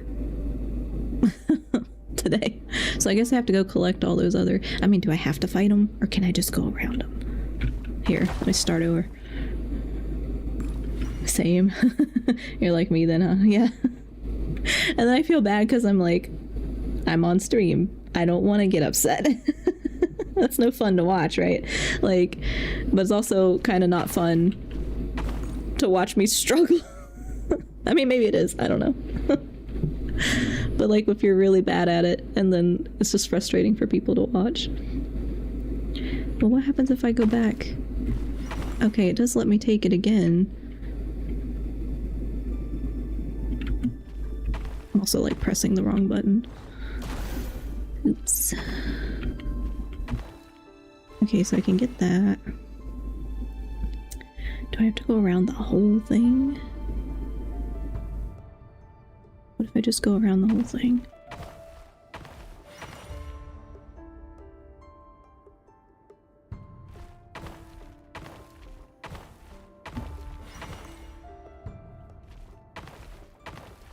Oh, okay. Whoa.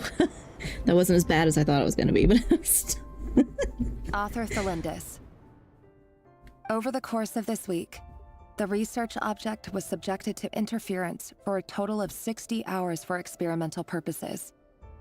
The results are as follows. Nice. Usually I don't get it on like the first or second try like that. Usually it's takes me many more tries than that. Thanks for following, Darks. Research dating back to the Crimson Moon dynasty has established 2 points regarding moon marrow. Firstly, its origins have something to do with a god's power. Secondly, it serves as a portal to an as-yet indeterminate location. Moon marrow can thus be defined as a spatial gateway. Spatial gateway. Okay. However, there are a number of hurdles to overcome before we can answer the question of where it leads to. To start with, opening the gateway requires a specific power source, which the relevant literature indicates. An enormous amount of power is then required to keep the gate open. Currently, the total power output of our instruments remains in the single digits. To make matters worse, I am now the only staff member remaining in the Moon Marrow lab. The Universitas Magistrorum recently decided to move most of its personnel into abyssal energy research, which has stymied all Crimson Moon-related projects. Who's your favorite character? I really like Risley and Alhaitham. Pretty steady, been my favorite characters for a while. How about you? This is not a wise move. I have always maintained that placing all our hopes in a single source of power is risky, especially one as poorly understood as this. As well as making ourselves overly reliant on a single resource, we are neglecting other promising technologies. Flens and cutting. Nice, yeah. I like Flens a lot too. I guess because he's newer. It's like I feel like I don't know him, like don't know the character as well. But I did pull for him and I was like, okay. So far, I like him.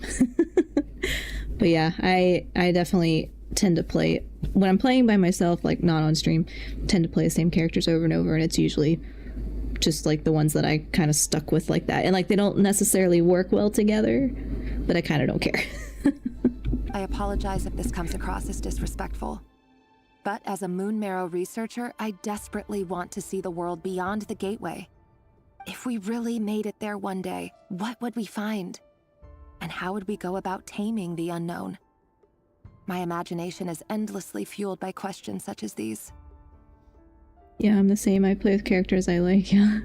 Yeah, that's what I do. And the only downside is, like, it takes me longer to, like, fight stuff, which I don't care when I'm playing on my own. I'm playing on stream, I'm always, like, paranoid it'll get annoying to people, but it's like I'm not, quote-unquote, playing it right, like, with the right elemental reactions. But I'm like, I'd rather just play the characters that I like and not worry about building a team. Some people are really into that, and that's totally fine, because I use their resources to, like, look up what I'm supposed to do. Like, how am I supposed to build this character? Because I don't really get into that. I just pick who I like, and they all probably have terrible gear, but that's okay. I don't have the brain space to figure that out.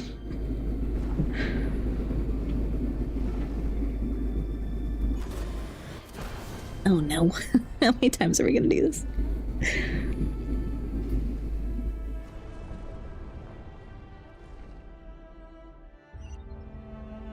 Okay, I can't do it again.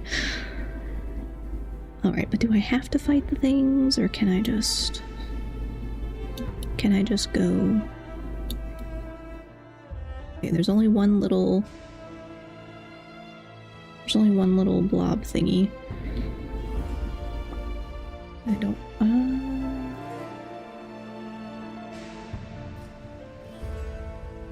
well, what happens if I just go?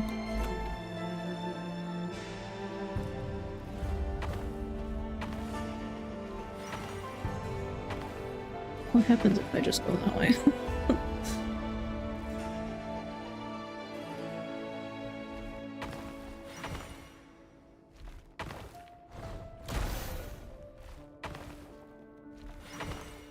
Okay, well that takes me to the next area, I guess is what that is, right? Or it just takes me off. No, it'll take me to that one. Right? Yeah. And then you just don't have enough to get. Okay. Not enough.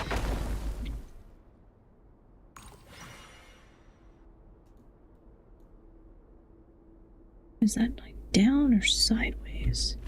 Nope, wrong way.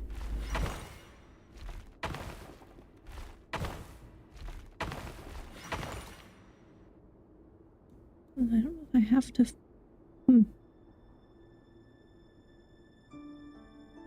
Oh yeah, that one sucks. Yeah, because I also just like, I don't know if I have to fight all the little thingies or if I can like... Oh, I didn't mean to do that. Oh well.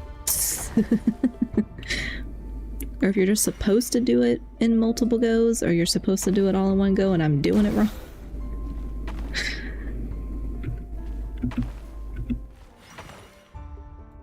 Okay. So like, do I have to fight that one or can I just skip it?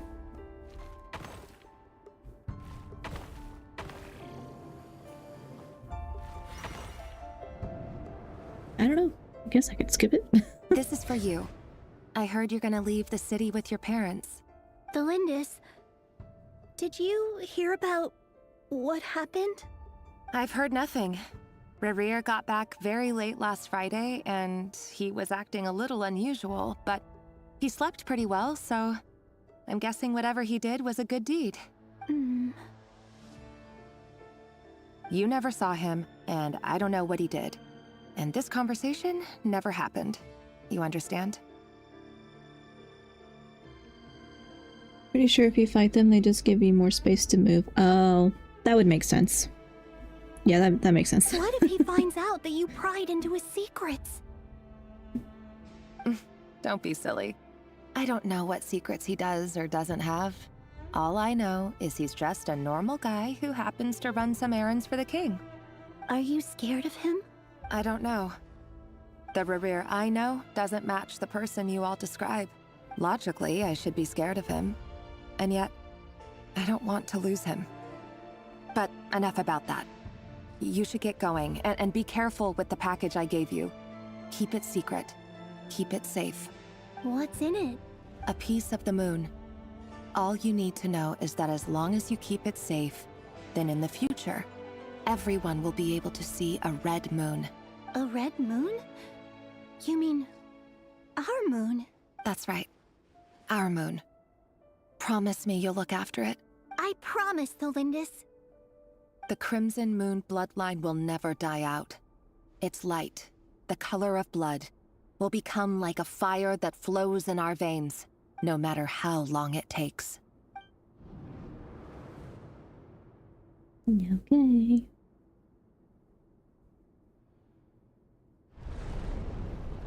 No. Any of these are you gonna make me do?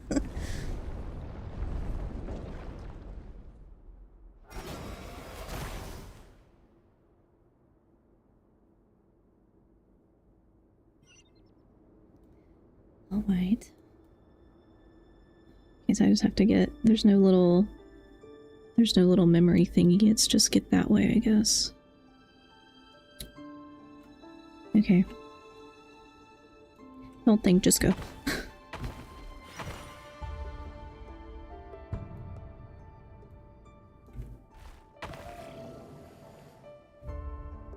Insufficient action points, okay.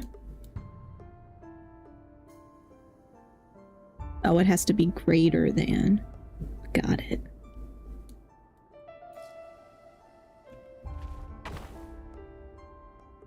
Okay, well then I need to run them out.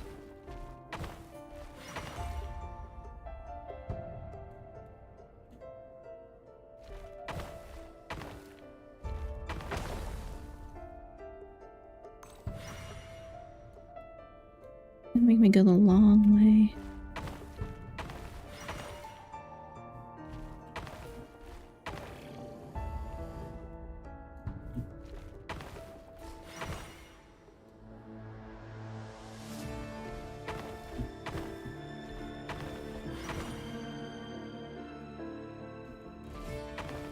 Does it consume? Yeah, it does consume the points.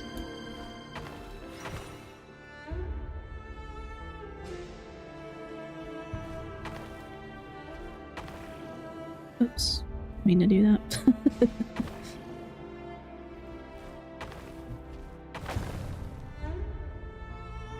At least it just puts me back where I was. It doesn't like put me back all the way at the beginning.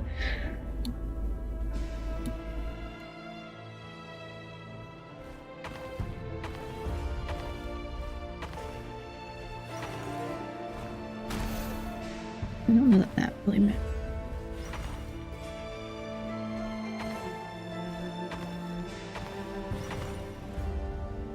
Hurry, everyone, and stick to the plan. Okay. Sir Dainsleif, what are you? Is this treason? You know what happens to those who betray the throne. Please, don't do this! It is the king himself who has betrayed the throne. He has betrayed all of Conria. If you have any love left for justice in your heart, you should join me. It's showtime. Dane and his group will handle the troops in the palace. Then Hraptatir and Rheindater will disarm the security measures. My job is to enter the prison and rescue Vedifalnir. Stay safe. Wish me luck. Look after my brother. Draw your blade. It is time for justice to prevail.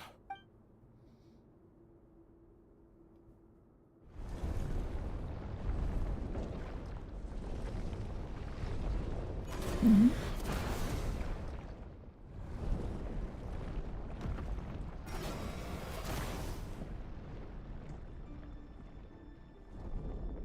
Oh boy.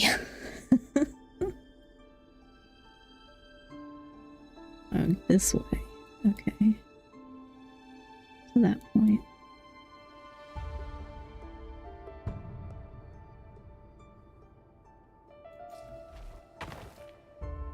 Oops.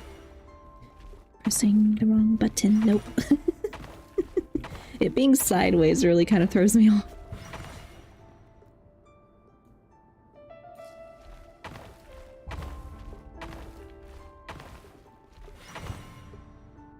Can I move across? Okay.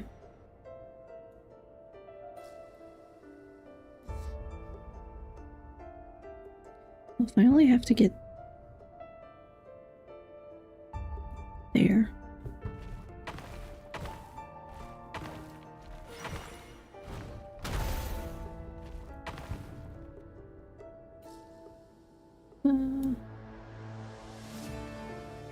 Okay, I don't think that was right. I can't go backwards though, I gotta go this way.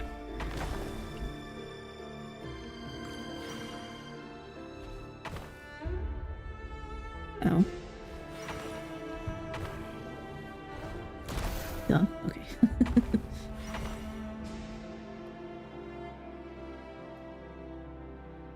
Oh, well I still can't get...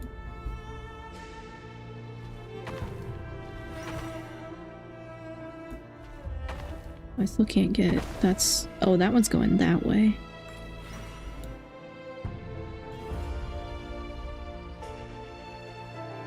What if I go backwards?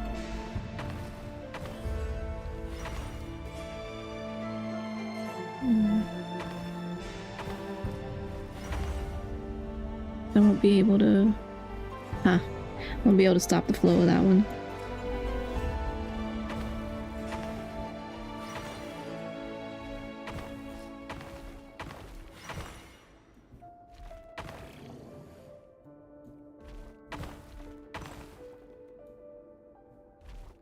Yeah, there's not enough points though. Okay, I'm missing something.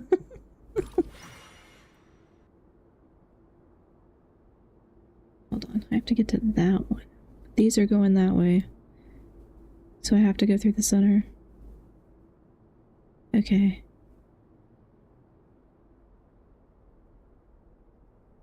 Huh.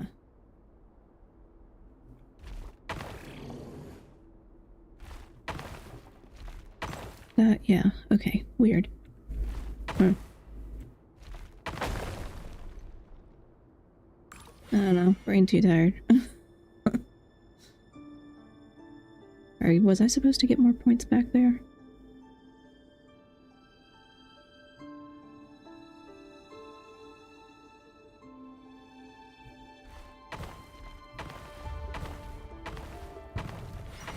Okay. Go straight, yeah, go straight, ignore the two. I think that's what it was. I think it was, I thought I was collecting more points, but I think I misunderstood that. I thought I was collecting more. But it sets it to the number, you don't collect more. That was my misunderstanding. They exchange it for some reason. Yeah, I was not paying attention to the number and thought I was just collecting points. This place is filthy. And the smell is abominable. Clearly, the king doesn't allow his prisoners a single shred of dignity.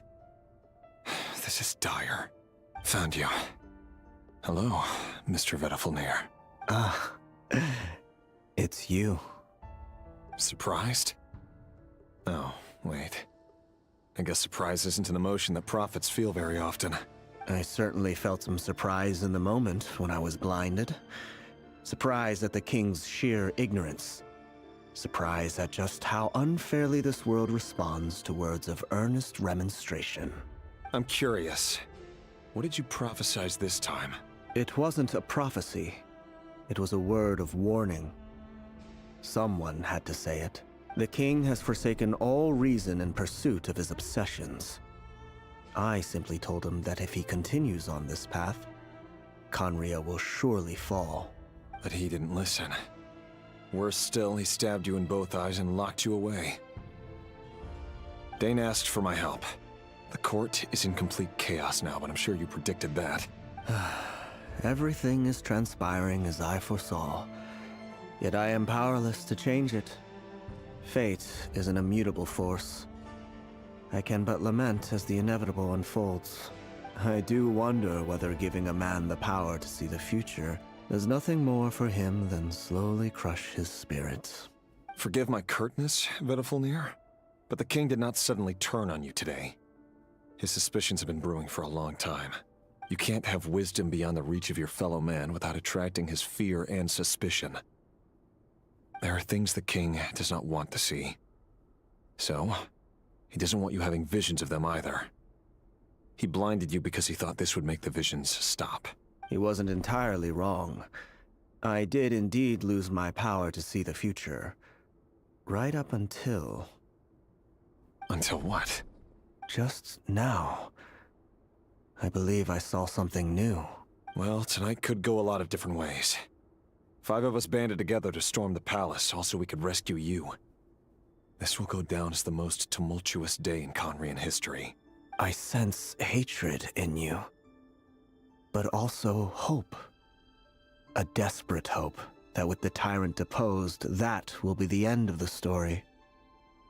But this is not the end. It is the beginning of a new chapter, in a whole new story. There are many men of honor and courage in this world, Rerir. But you are not one of them. You're not here for justice, are you? You're here for yourself. Is that a dagger? Interesting. Why not the polearm? It was always your weapon of choice. With your abilities, I don't doubt that you were able to recover some of your sight. But I also doubt that you want to make an enemy of me right now. Of course not. We're on the same side, aren't we? We could be. But I need you to be honest with me, Vedifulnir. At this point, you're my only hope for the future. You mean your future? With your beloved, Felindus? Weapon of choice when killing orphans, yeah. Yikes. Yes. And I know there are bigger things at stake here. A dynasty, a nation, maybe the entire world. But forgive me, I care first and foremost about myself. I can't abandon the one I love to save myself. I just can't do it. But you see a broader picture of the future than I. You see the solutions to the biggest problems of our age. So tell me, what is my solution? What's the answer? My boss randomly telling me I can leave early and the stream is still going today, so blessed. Well, I'm glad you get to leave early, that's nice. It's always nice they let you go a little early for the holidays. I've always always appreciated that, which apparently my office did too, but I had already put in the time off for the whole week, so I was like, well, doesn't impact me now, but I'm glad they let everybody else go. In matters of fate, answers are either right or wrong. What will be and what will not. Maybe you are willing to pay a certain price in the pursuit of happiness, but unfortunately, fate does not negotiate. That is the cruelest thing about fate. It is unmoved by your sacrifices. It's the least they can do. Yeah. I wish, like, standard holiday break was longer. Long weekend, yay, yeah. Yeah, I'm glad I don't have to go back till Monday, but I have so much classwork to catch up on that's what I'm going to be doing. Also, like, we're not having Thanksgiving on Thursday, we're having it on Friday for some reason, so I'm like, okay, well. That can't be true. I know it's your voice that I keep hearing in my head, urging me to see how the world is changing, to seek more power, so I can protect the things I love. You show me disaster, but you won't show me how to avoid it? Why? Why are you doing all this? My voice. In your head. Mr. Family. For some reason, I think it's because, I don't know, like part of the family is going to see other extended family on Thursday, which means ours gets moved to Friday, and I'm like, I mean, that's fine, I don't really care, I just need to know what the plan is so that I'm like working around it, and because I'm responsible for the cake.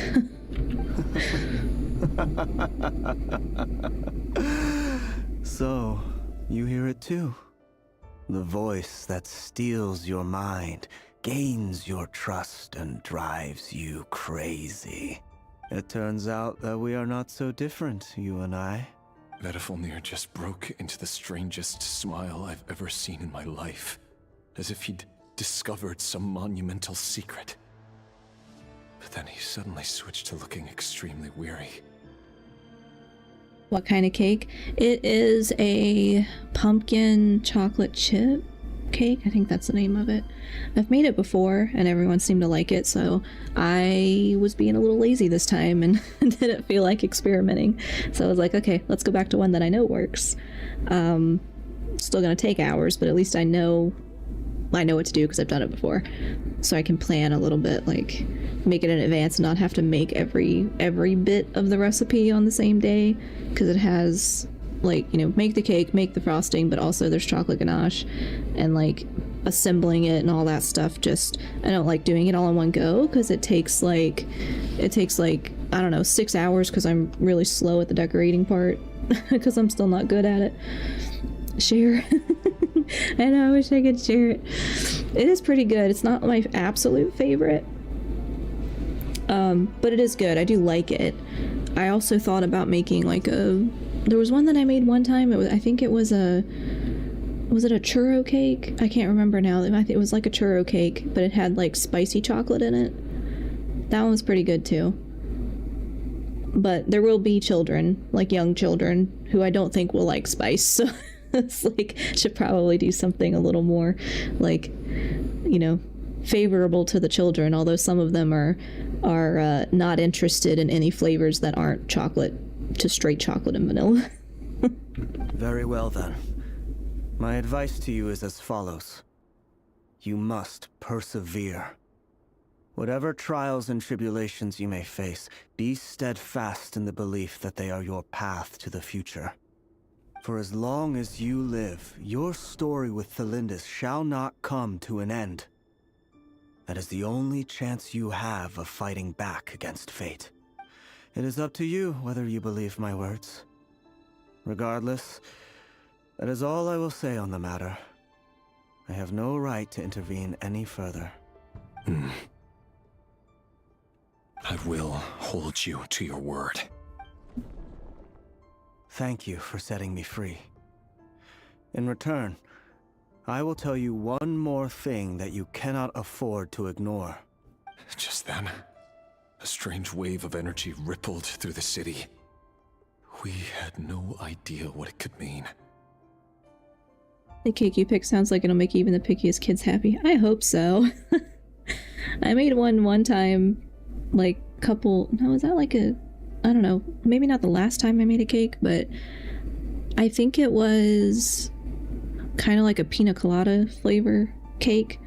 So it was like coconut and pineapple, and one of the kids just like took one bite of it and was like, no thank you. And I'm like, I get it. This is a flavor you've never had before. Like you're kind of used to just chocolate and vanilla, so anything else is kind of weird. I was an extremely picky kid. I'm still pretty picky, but I'll eat any kind of cake though. If I were you, I would head to the Universitas Magistrorum. The Universitas? Oh no! I'm sure we'll be seeing each other again very soon, Rerir. Whatever Vedifilnir said, I didn't catch it. I didn't even help him out of the prison. There was no time to lose.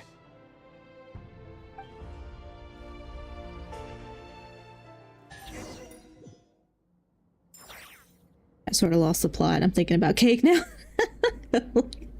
So I'm like, oh yeah, I should probably make sure I have all the ingredients and actually plan this out so I'm not doing it last minute like I usually do it. No, it's okay.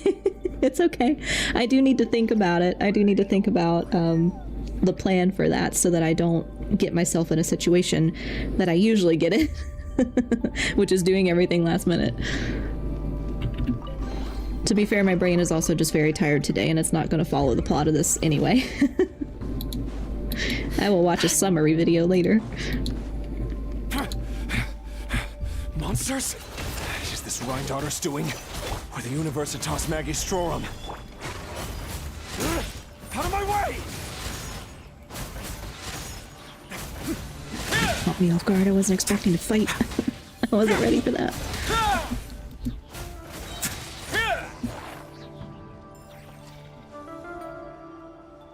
Now we're all hungry. The Universitas. Yeah.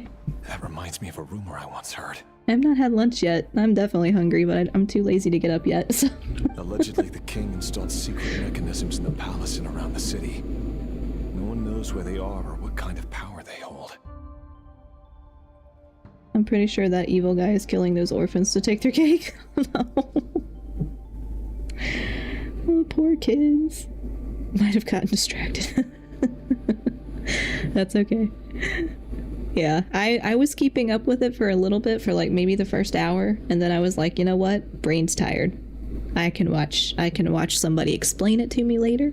I don't have to keep up with it right now. But if they were ever gonna activate, it would probably be on a night like tonight. Help! Help! Hold on! Don't let them anywhere near you! Save me! I can't! Ah! That sounded like an explosion. So, the rumor is true? The king really went through with it? What other means does the king have at his disposal? They must run on power from the Abyss. And given it's a major center of Abyss research, anyone over at the Universitas will be in grave danger. I have to hurry! Okay. Well, am I gonna have to fight more stuff? Should I change my party? Defeat the monsters. Okay, yeah, I should probably. Oh. It won't let me change my party. Great. Well, not like it matters, because I usually just fight without thinking anyway. Can I go this way? Can I go this way?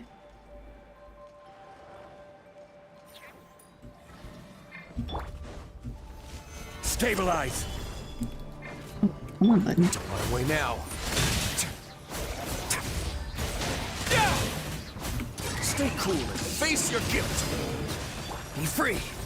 Oh, that's not what I meant to do. Okay. Can't hide the truth. I don't know how to play him.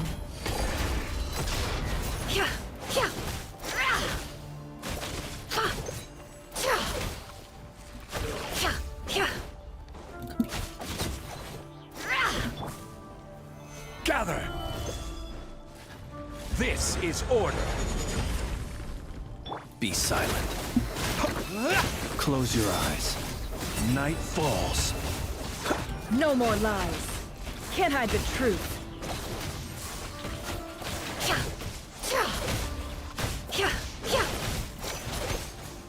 I really hate that mechanic where it drains health. Solidify! A moment, please.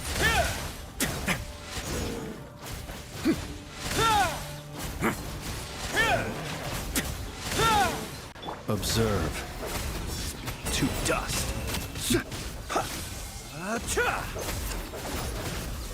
Close your eyes. Night falls. It all adds. I saw this coming. Oops. This is why, like, I always play with a shield. Because I don't dodge. I will ever. have order. Do I plan on pulling for anyone in Luna 3? Is that Varka and Durin, and I don't even know who is coming. Let's begin. I'm behind.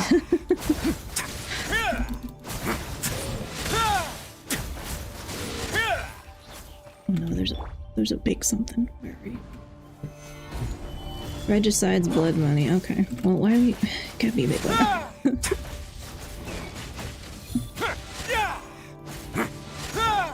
Oh, ad break. Okay. I will stop talking for... Well, I'm not gonna stop talking. I'll, we're not missing anything because this is just poor combat.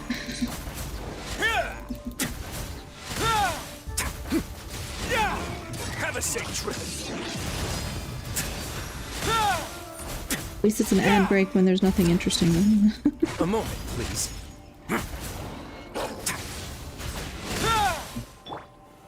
Solidify! Tell me what you see. Be silent. The long sleep beckons.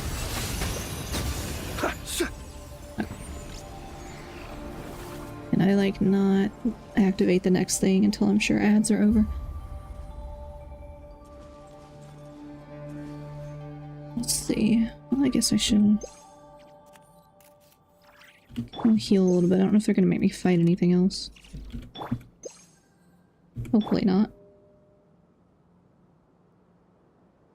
Phase 1, Durin, Venti. Phase 2, Veressa, Shilonen, I'm pretty sure. Okay. Yeah, I guess I'm most likely gonna pull for Durin. I usually just pull for the male characters, honestly. I don't know, because I feel like I already have most of the characters that I want, so like rerun stuff I can usually skip, which is nice because I can save some resources. I will probably pull for Durin. I don't know yet because I don't know what he does. And like whenever Varka comes out, I like him, so I'll probably pull for him. But the other ones being like reruns, I get to skip those, which so I probably won't pull. Monsters at the Universitas Magistrorum? Why now? Your ads are done. Okay, good. Yeah, I gotta figure out how to tell when the ads are over. Like when the ads are done, because my little bot tells me when they start, but then it doesn't tell me when they're over, and I don't know how to tell. Clearly I'm a noob. Yeah. Ace, are you planning on pulling? I want to get constellations at some point on at least some of the characters that I play frequently. I'll probably pull rerun for to get constellations, but like, I don't know, just to make them stronger, but beyond that, I don't really care too much about like getting constellations, but maybe on one or two.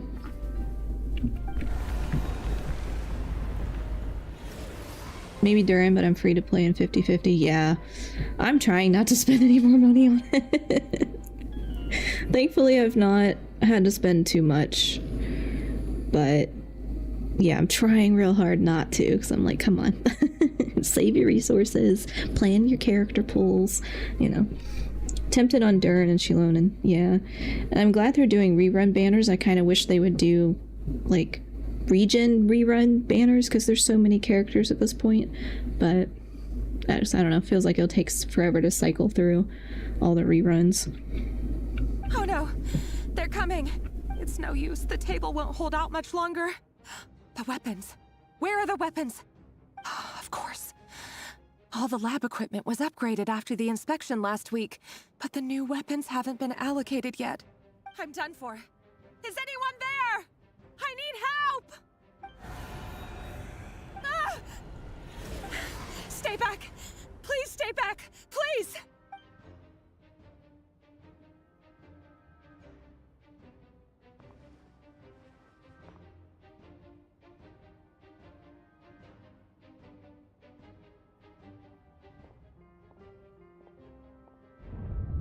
No.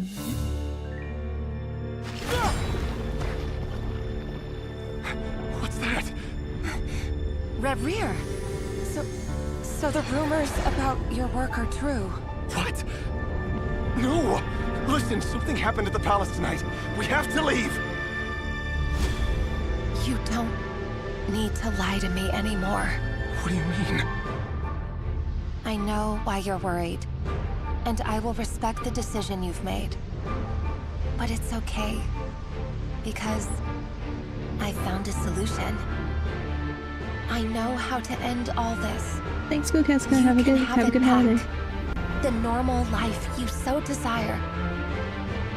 But until then, I'm afraid our wedding will have to wait. What do you mean, no? Don't do it! Exactly. Celindus! Celindus!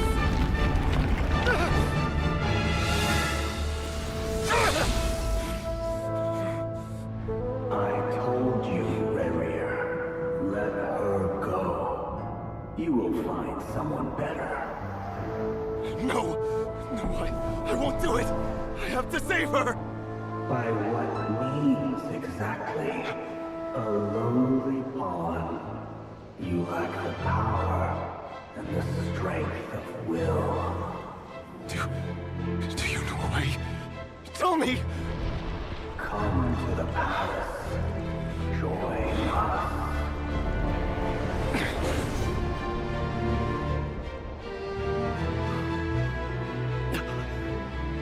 Rerir, thank goodness we... Step forth and take your share. You made it. Not you too.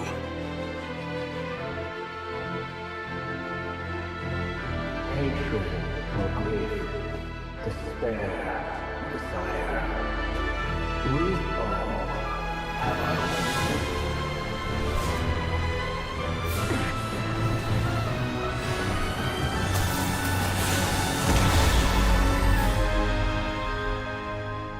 Rerir. Rerir. Celindus? Were you daydreaming?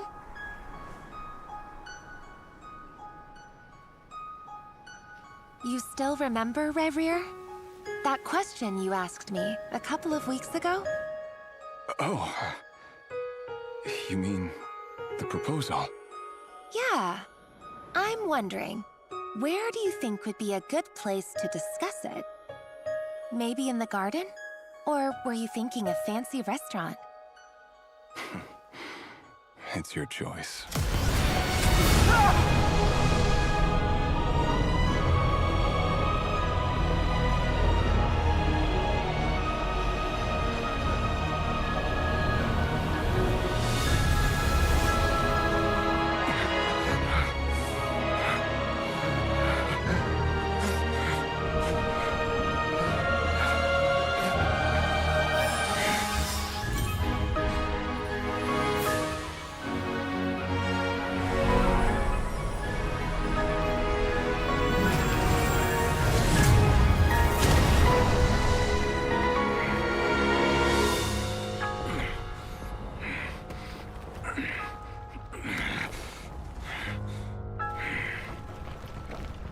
I will find you. And then... you can give me your answer.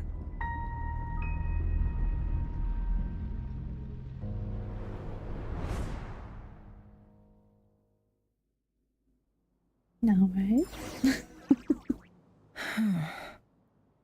What do you mean, no? I know, it's like, the rumors about your work are true. No. Like, what do you mean, no? That's exactly what you do.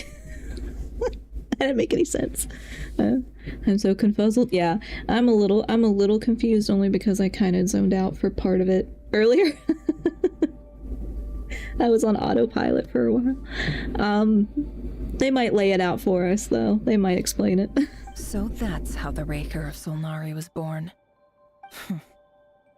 A monster created by circumstance is a monster all the same.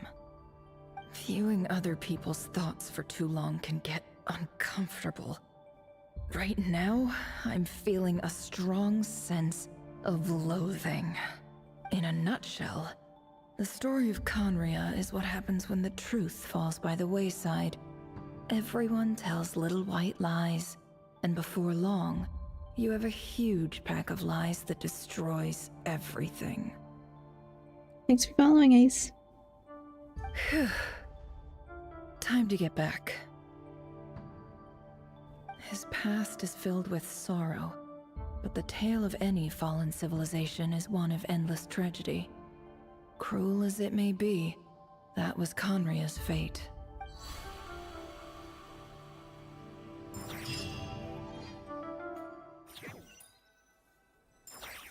Yes, somebody please lay it out for me.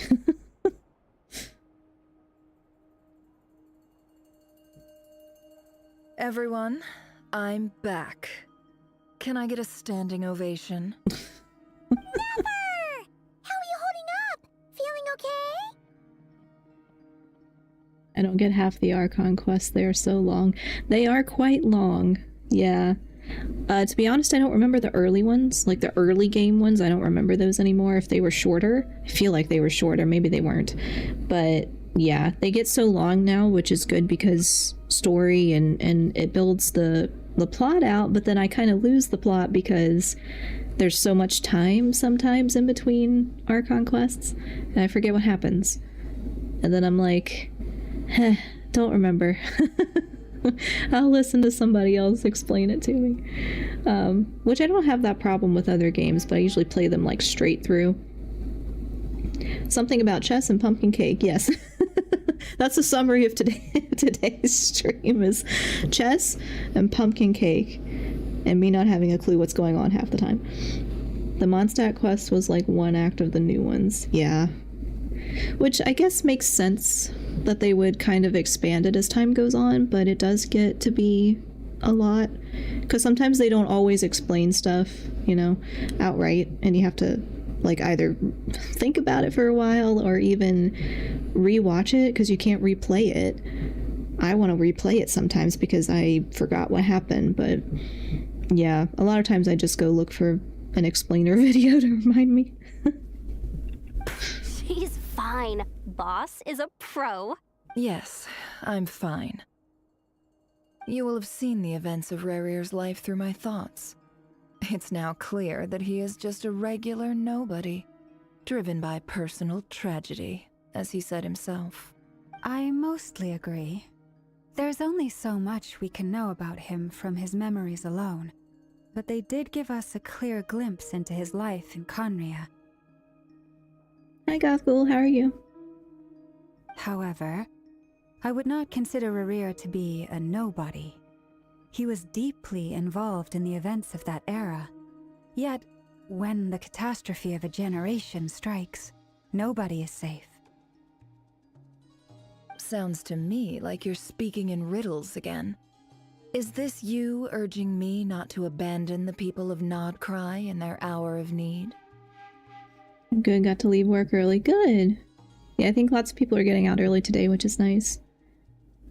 I wish everybody got the whole week off. I used some of my time off so I could have the whole week, which has not gone according to plan as per usual, but that's okay.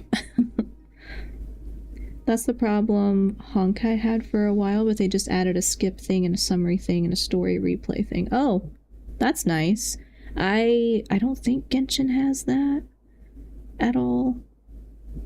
If they ever added it, I was not paying attention, but yeah, I'm glad at least they added it for one of their games, because that's the problem when you can't like replay stuff. You know, you just forget, and I can't like go back and redo it so that I understand it better. I mean, it's not a big deal. It's just maybe it's a me thing. I don't know. I don't know what happened. Just stuff out of, you know, pops out of nowhere. Like I had to random babysit for family last night, which kind of threw off my plans to knock out my homework before it's due today. So I'm doing this instead of doing my classwork too, because I'm procrastinating. It's just every time I get a break, it's like not actually a break, which, you know, it's just life. That's not what I meant. Although I do hope you choose to remain a part of the plan. Without you, the mission ahead will be all but impossible. Then try to remember that I respond better to the carrot than the stick. And I don't appreciate being bossed around. Yeah, I need a real vacay. Yeah, I feel like I need a week to just do nothing. But I know that's not realistic, but I feel like I need that kind of like reset in order to have energy again, so I can actually do the things I want to do. And not just do the things I have to do, right? Now, as for you, Missy, you were excellent. You stuck to the rules of the ceremony and kept your mouth shut the entire time. Bravo. Cool. So, can you fill me in on the deets now? Most of what I saw went right over my head. Most of what I saw went right over my head. Yeah, me too. Patience. You'll hear the whole story, don't you worry. But let's meet up with the others first. It will save me narrating it twice. Same. I feel like they put that in there because they knew players are going to be like, well, Yehoda? Now what? Yes, boss. Let me get that door for ya. That's more like it. For a moment there, I was worried you'd forgotten about the first clause of your employment contract. Forgive my curiosity, but what does the first clause say? It says I gotta do the annoying stuff that boss is too lazy to do for herself. Like opening the door, pouring the tea, yada yada. Wow. Can't even open a door. Is that right? If something is in the contract, it's because she willingly agreed to it. Rest assured that the Curatorium abides by the very strictest of labor policies. You don't seriously think I'm cruel enough to treat her like my slave? I need to pull Yehoda. She's funny. And like, I feel so stupid because I didn't even realize she had a mechanical arm at first. It's like I didn't realize it until they literally pointed it out. I was like, oh, I wasn't paying attention. I missed that. In any case, I've hardly shied away from my share of the work today. Hope I don't catch Flintz and Varka lounging about in their chairs, enjoying a leisurely cup of tea. That's probably exactly what they're doing. I only just noticed she had a mechanical arm, yeah. I don't know, because like some of their designs, you know, it's like it could just maybe look like that and not actually be that, so it did not register in my brain at all that that was a mechanical arm. There's nothing I dislike more than other people enjoying themselves while I'm hard at work. Wow.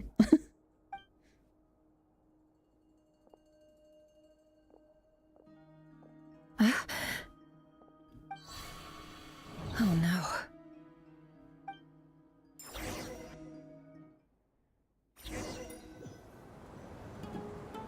Sorry to disturb you, but we seem to have run into some trouble. Yeah, like Jean, her gloves make her hands look kind of robotic, but they aren't. Yeah, some of the designs can make it like seem like that, you know, because it just depending on the style, you know. And like I knew that, what's her name? Inefa is a robot, but like that was pretty clear early, you know. They I didn't have time to like misunderstand that one. Evidently so. Don't worry, I'm not about to leave you to fend for yourselves. I'm not that kind of boss. And it would go against the Curatorium's labor policy. I'm sorry. What did you hear me say? I wasn't talking about labor policy. Wait. How long have I been standing here? Not long. You just appeared by the door a moment ago. Boss, what's wrong? You look like you've seen a ghost. We've been tricked. We never left at all. Somehow I hallucinated that whole scene back inside the office. Uh-oh. Hallucinated? But how? How indeed. This place should heed my will alone.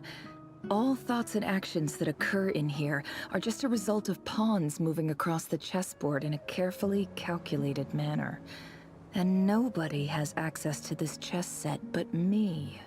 So you control everything in here? More or less.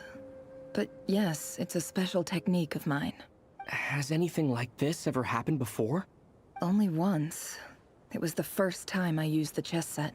Is there any similarity between what happened then and what's happening now? I suppose my thoughts are a little turbulent, which was also the case my first time. Is there anything I can do to help? The first clause of your contract clearly states that I only need your help with things that I'm too lazy to do myself. At least she's upfront about it, I guess. Meaning, you're not feeling lazy right now? Meaning, this is not something Yehoda can help with. The chess set is a personal treasure that I alone understand. I must be the one to find our way out of here. Boss, it's fine. Really.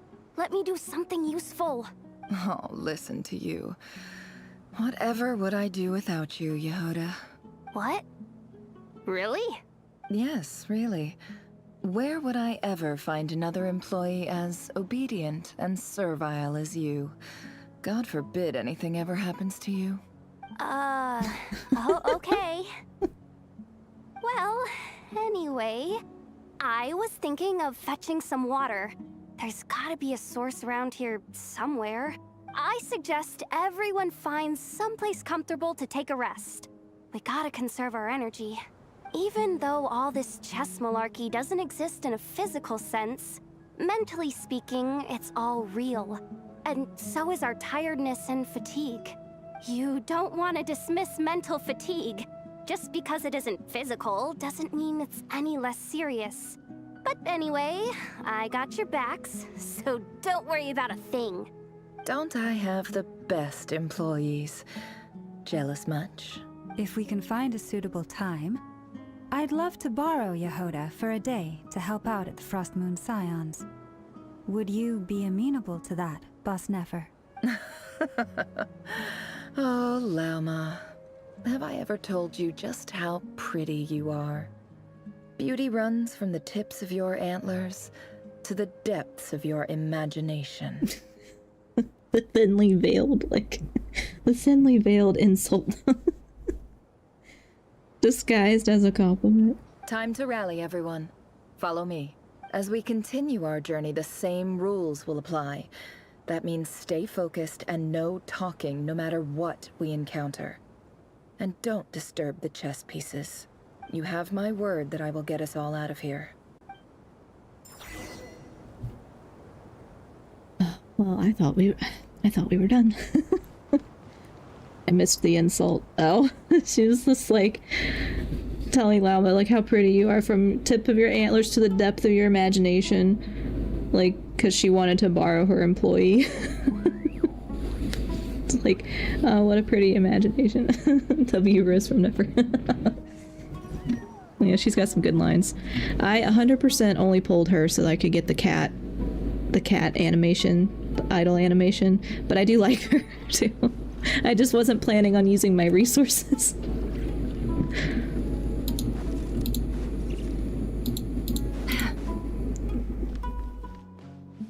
This place looks familiar. That's not a good sign. Nah. There's someone up ahead. Time for a little chat.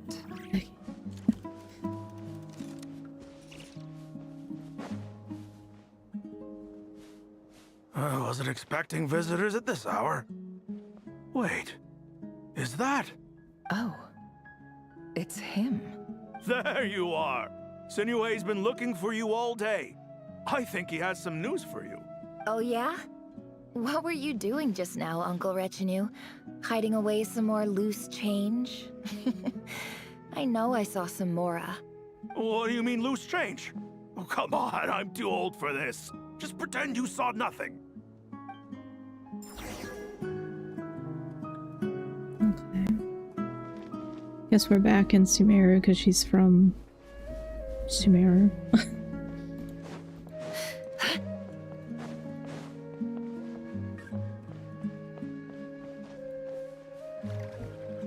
Hey, kid. Mind telling me what Sinuhe's been up to recently? I'm trying to get in his good books and I need a way in. Get in his good books? Why? What do you want with my dad, Uncle Apepi? I've written a new song. I was hoping to showcase it at the next festival, but I'll need his approval. A new song, huh? I'd love to stay and listen, but unfortunately, Uncle Retinue says my dad's looking for me. Well, there's plenty of time and I'm not going anywhere. See that pile of stones? I'll be sitting there warming up my vocal cords. Come find me when you're done. Pile of stones. Got it.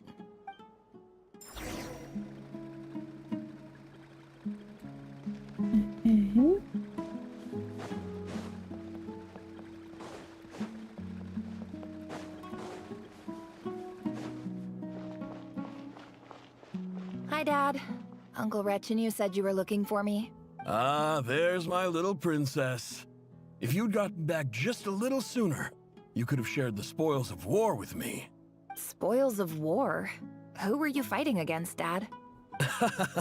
It was just a figure of speech. The aftermath of a sandstorm is no time to be waging war. I was talking about our war against thirst. I went out to fix our water supply problem, and now I'm back. Which means... We have a well again. That's right. I found a new one and brought back as much water as I could carry. It should last us for a good while. If it wasn't for these blasted sandstorms, our wells wouldn't be caving in. You wouldn't be spending all your time out searching for new water sources. As the chief of our tribe, I'm supposed to be leading us out of hardship and poverty, onto better things. You know how prosperous our ancestors were. I've told you all the stories. And look at us now, squeezed into these hovels. No one would choose this, if it wasn't for the endless wars over the years. But things are looking up. I started working with some folks from the academia a few months back. They gave me some contacts in return for my assistance in the desert. So you're the academia's helper now? Special ambassador, they call it. Think of it as a partnership. It's nothing bad, okay? We've been isolated here in the desert for too long. Seeking opportunities elsewhere is the best thing for us, and the fastest way to progress. So, do you get anything good out of being a special ambassador? Of course. My luck's improving all the time. One day, I swear I'm gonna lead us out of this place. We'll find somewhere new. Somewhere better.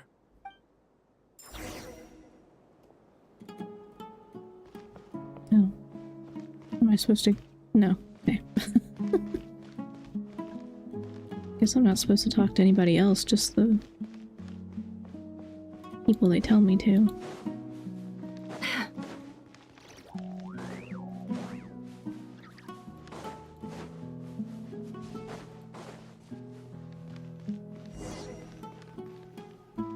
Exploring.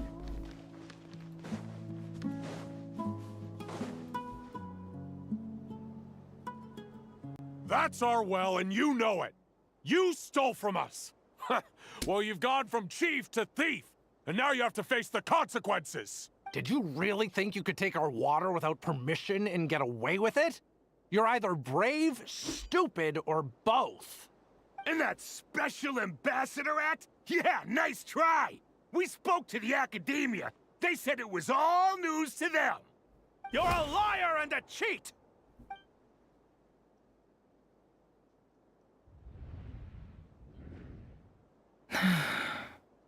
I heard Yehuda gasp, but I don't blame her. Most people are terrified by the sight of blood. Corpses strewn across the ground. The wounds are clearly from scimitars and daggers. The desert dwellers' weapons of choice. There's a handwritten note on the ground. Let's see what it says. Halil, this is Sinuhe, chief of the Shimti tribe. Surely you remember me. I was the one who helped you and your colleagues avoid the quicksand in the desert. This is my second time writing to you. I assume my last letter must have gotten lost in the mail, as I didn't receive a reply. I hope this one makes it to you safely. I'm writing to you because I need some help. That sandstorm the other day completely blocked up our well, forcing me to look for another water source in Iab and Unut territory. It was a matter of survival. Praise the gods. The well of the Iab tribe was intact. It was my last resort. I drew what water I could and left, but not without being spotted. I fear they will retaliate. You told me to write to you if I ever needed help. You said you'd be my ally in the academia. I urgently need you to formally recognize my title of Special Ambassador and send some of your people to assist me for a few days. It's the only way I can convince them that this was the academia's decision and prevent them from retaliating. This is an emergency. Please send help as soon as possible. Looks like this letter never got sent. The writer died a grisly death, and the letter was trampled into the ground. It's badly defaced. Some parts are barely legible. What a ridiculous lie the surviving Shimti tell. Their whole village was butchered over a sip of water. Well, that's not good. Ah, officer. Welcome. Welcome to our humble village. I thought you would at least have the courtesy to provide some respectable libations. This is the finest wine Aru village has to offer. I promise.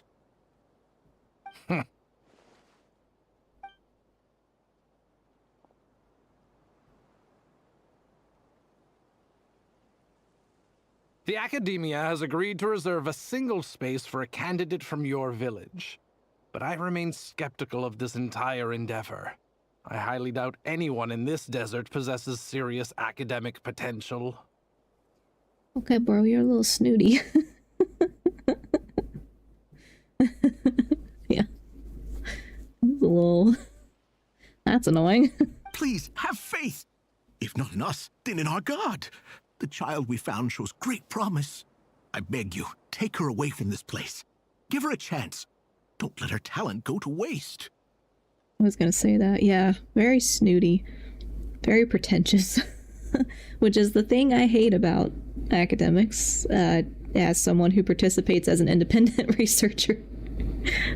Lots of snooty people. I don't recognize her.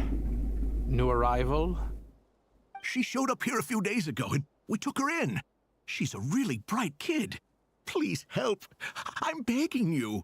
So, where are you from? Nowhere special. Just a sand dune. What about the rest of your family? How many of you are there? Just the one. It's only you? Correct. So, no brothers, no sisters, no mother or father?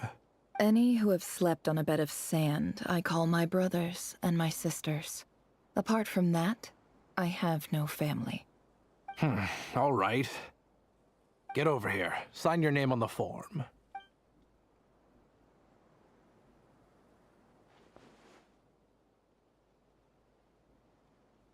Never? You're rather fair-skinned for a desert dweller. Okay.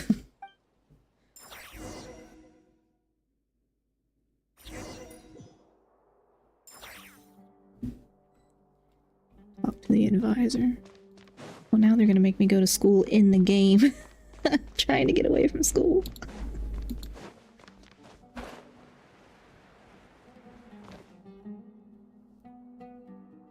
Nefer, this term's assignments have been issued already. Please read through the materials thoroughly, conduct your own additional research, and then write an essay on the topic. Rip, yeah. This is me procrastinating from my assignment that's due today. I do like the academia though. It's like my favorite place in Genshin just because I like the big giant library. Yes, Professor, I'm aware. I just had a couple more questions I wanted to get your perspective on. Oh? Please, ask away. Well, I saw the other students' problem sheets, and I couldn't help but notice that my assignment is much easier than theirs. Do you really think I'm a weak student? A weak student? Goodness, no. Quite the opposite. You have a sharp mind. Almost too sharp. I think what you're saying is, a weak student wouldn't have noticed the discrepancy. And if they did, they certainly wouldn't complain about the lighter workload. When you thought you can get away, yeah. This was the game telling me to go do my homework. Because I put it off to the last day again. And I have no excuse because I've not had to work this week. You see, sharp as they come. You see things the way they are. And I'm sure you know why they're like that. Because of where I come from. Because I'm different. I'm sorry, Nefer. I don't like it any more than you do. It's just... Anyway, you said you had a couple of questions. What's the other one? I wanted to check. If someone sent me a letter to the Academia, where do I go to collect it? Ah, your family wrote to you. As long as they put your name on the envelope, someone should hand it right to you. Not exactly. It's not even a recent letter. I was just curious where the mail would end up if no one collects it. The House of Dana, I expect. I know there's a box for unclaimed mail somewhere in there, probably sitting on a shelf. Whatever you're looking for, that'd be the place to start. Okay, got it. Thank you, Professor. Oh, don't mention it. Honestly, I feel like I failed you. I'm supposed to be your teacher, but I haven't taught you anything. Hey, don't say that. You're a great teacher, and you do your best for all your students. But the rules are the rules. You're not allowed to teach students like me. That's so dumb. It's not just the academia either. The whole world bends over backwards for the successful and leaves the losers to suffer and die. Oh, my dear child. Don't tell me you've given up on life already. I haven't. I just think that if you want to make it in this world, you have to find a way to become successful. That makes me so angry. That's some parts I think, yeah. Yeah, it's not good. It's like everyone deserves education. Oh, is this like, look for box containing letters? Oh, okay. I was like, am I going the wrong way? This must be it. A big cardboard box full of unclaimed mail. And probably some letters that ended up here by mistake, too. Let's take a look.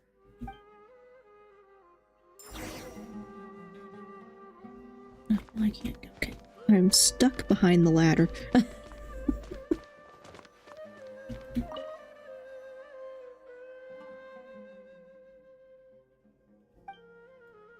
A dilapidation survey from Port Ormos.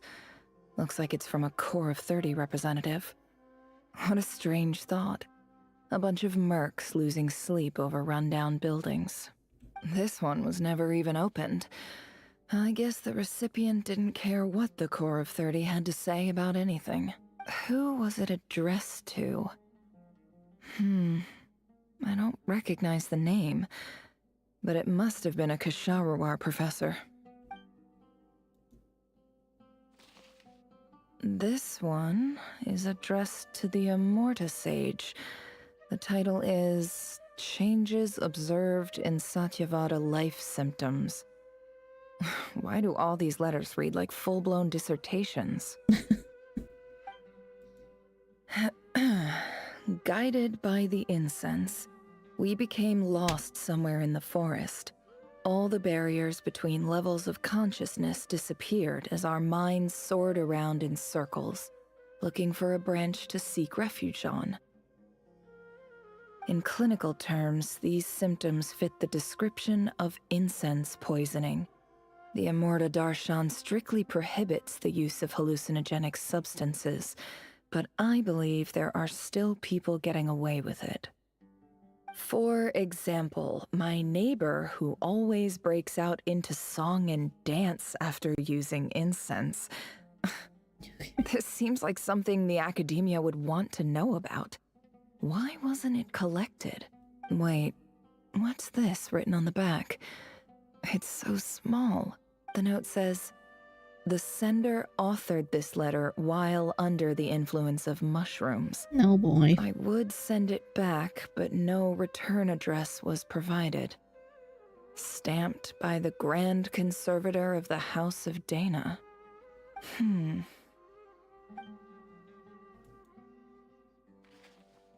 This next one is addressed to Grand Sage Azar?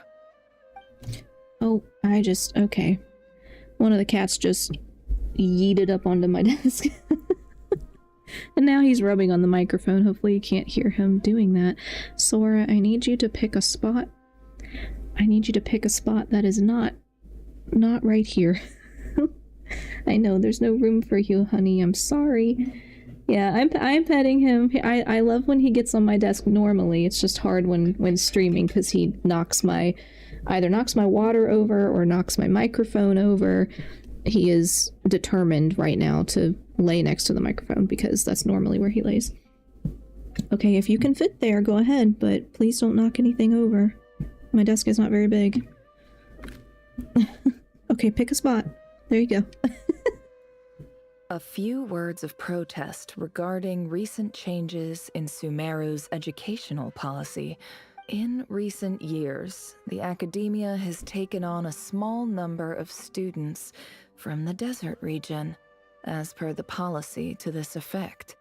However, it appears to me that these students have not, in fact, been provided with educational opportunities that are, in any meaningful sense, equal to those enjoyed by their peers, as well as receiving dumbed-down assignments and perfunctory tutoring. They do not even have full access to the Akasha system. Well then. Education is the fundamental purpose of this institution, which should go without saying in a nation whose founding virtues are knowledge and wisdom. I ask you, is the lip service we pay to the policy of education for desert students truly the standard of pedagogy to which the academia aspires? Gonna say no. As Grand Sage, policy decisions are your prerogative, but do not forget your roots. You and I were once students too, as was everyone else in this institution. I do hope you will give some serious attention to this matter. I encourage you to discuss issues like this with myself and others, and listen to some alternative opinions. Great letter.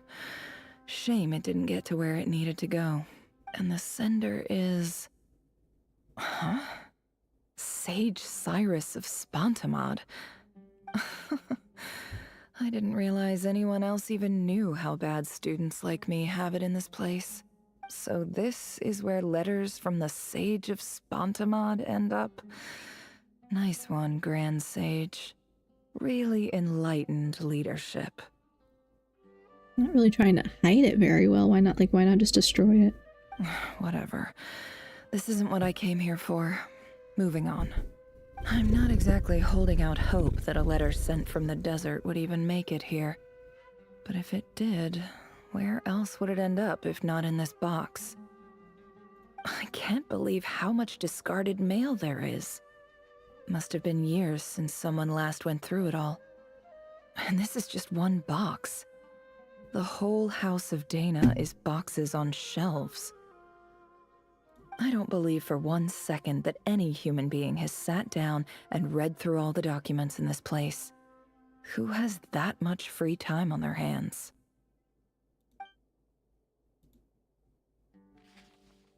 Wait, could this be it?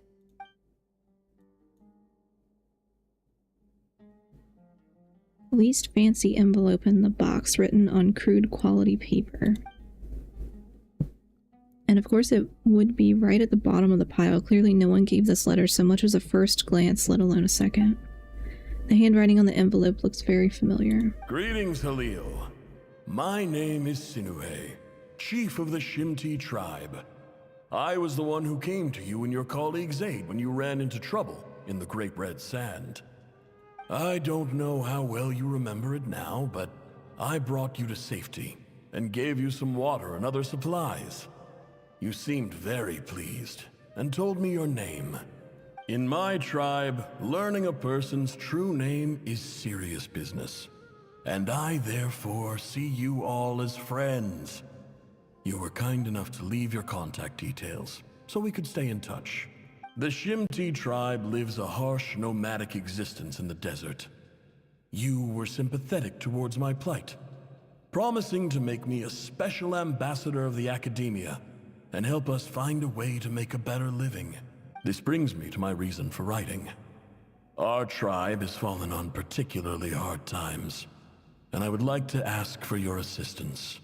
There was a terrible sandstorm a few days ago, which blocked up the well in our land. To ensure my people's survival, I had no choice but to venture into Eob and Unut territory in search of an alternate water source. The Eob and Unut are descended from the Thamudians, while we trace our ancestry to Tulatula. We worship the Lord of Flowers and have had relatively good relations with our fellow tribes, up until now. I found a well belonging to the Eob tribe. They declined to help us, but I really had no other option, so I took some water to keep me and my tribe alive. My actions are certain to incur their wrath. When we met, you assured me that you would be my ally in the academia. I would like to take you up on that offer, because I really need your help. I wonder if you could send an academia representative to meet with me.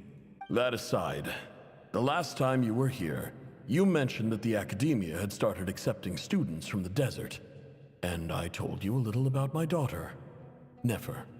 We have next to no resources here in the desert, and my power and influence are limited. Would you consider enrolling my daughter at the academia? She is a smart girl. I know she won't disappoint you. From the outset, the academia never took you seriously. Those things they promised were just empty words. I doubt they even remember the name Sinuhe. And you were so emphatic that your luck had finally changed for the better. You swore you'd lead us to a better place one day. You spoke with such conviction, like you were the most powerful chief in the whole desert. You liar. You lied about everything. You promised the world and delivered on none of it. And who fell for it? Just me, by the looks of it. Despite your best efforts. Which makes you a pathetic liar. You weren't even any good at it. I think I'll take over from here. Let me show you how it's done.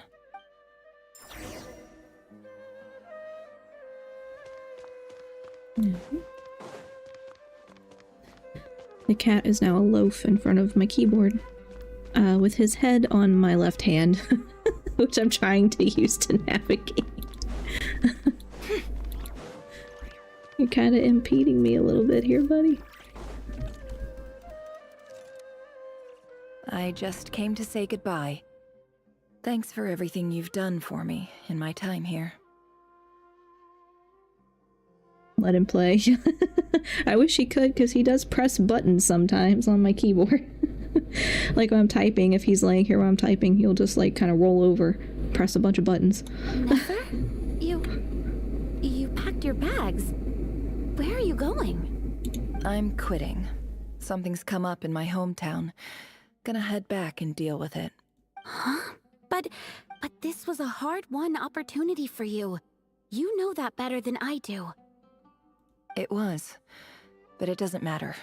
I have more important things to deal with and they can't wait. Oh, and I didn't want to overfill my bags, so I left some incense on your desk. What's wrong? I thought you liked incense. Although, I did read somewhere in the House of Dana that it has hallucinogenic effects. Don't use it all at once, alright? Isn't this the stuff you brought from your hometown? You're just letting me have it? But you said it's a rare and valuable commodity. Yeah, about that. I lied. It's not rare at all. There's this bunch of ruins near my hometown that are practically overgrown with this plant. It's not worth much. Keep it, it's fine. But never. Alright, that's all from me. You take care.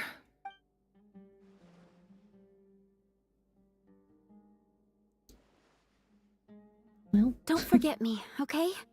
I mean, we're more than just classmates, right? We're friends. Yeah, I'll remember you. I lied again. That incense is worth a fortune, and it's a rare find even in those ruins. And as for remembering her, I have far too much to do when I get back. No time to reminisce. I'll be lucky if I even make it through this alive.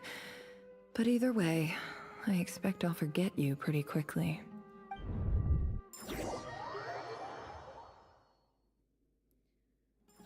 Okay. So somehow we ended up in her memories instead of what's his name.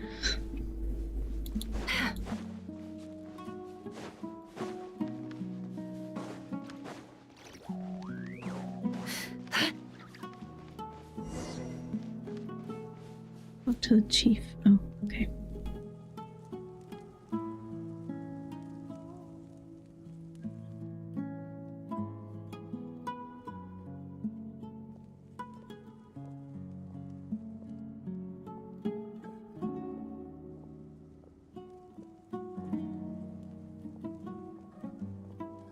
It's a pleasure to meet you, Mr. Arif. So, what does the Academia want? Since they've sent their special ambassador, I assume there's a big business deal to be made. If not, I'd be very disappointed. Please, sir, lower your blade. You're lucky I'm the one they sent. Not all special ambassadors share my admiration for the Eab people. The ever-shifting balance of power in the desert reduced the once great civilizations of this region to rubble and sand. But the story of the Eab has a very different trajectory. Others grew weak, but you grew strong, beginning in obscurity and moving to prosperity. You're the only ones who defied the trend. Huh. So, you do know who you're dealing with? This well is the perfect symbol of your strength, is it not? It used to belong to the Unut, but it looks like you have control over it now. You're not wrong. But I'm sure you didn't come all this way just to flatter us. Of course not. I came to bring you some very good news. Some information that recently came to light, which might just be your ticket to freedom. Records uncovered by the Vahumana Darshan show that a certain well currently under Eab control is built on top of some ancient ruins. These ruins are of great archaeological interest to the Academia. I checked the map carefully on my way over here, and I'm confident that this is the well in question. The Academia is offering 50 million mora in return for excavation rights. 50 million? No, wait. If these ruins are as important as you say, 50 million's a little low, don't you think? Don't get greedy, Eab. We know far more than you think. We know that you seized this well by force. Wasn't that the first step in your rise to power? To drive away the Unut and steal their water supply? So what if it was?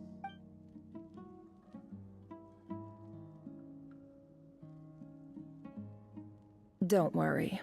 As unscrupulous as it was, it's something we're willing to overlook. The Academia is only interested in dealing with the de facto power holders in the region.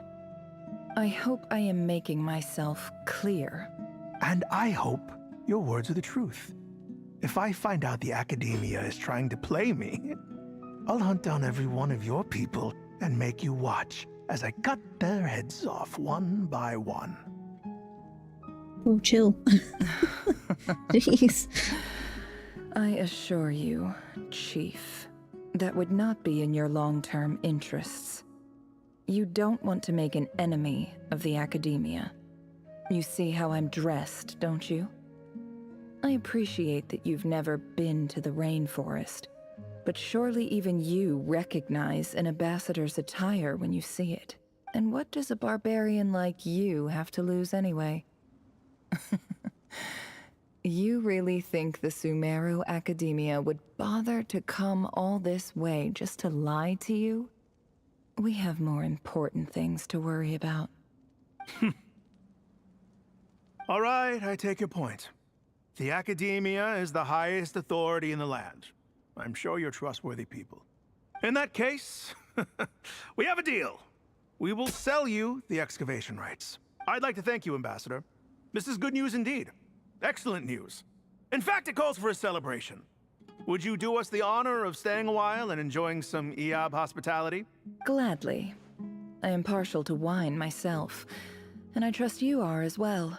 So let's indulge in a few drinks together, in celebration of this momentous occasion. He did a full 180, yeah. Changed his mind real quick. Elated the EAB. Oh, well, I always put it on screen. I can't read it fast enough. Chief! Chief, it's an emergency! It's the Unut. They've taken the well. What? Well, don't just stand there. Take it back. Yes, Chief.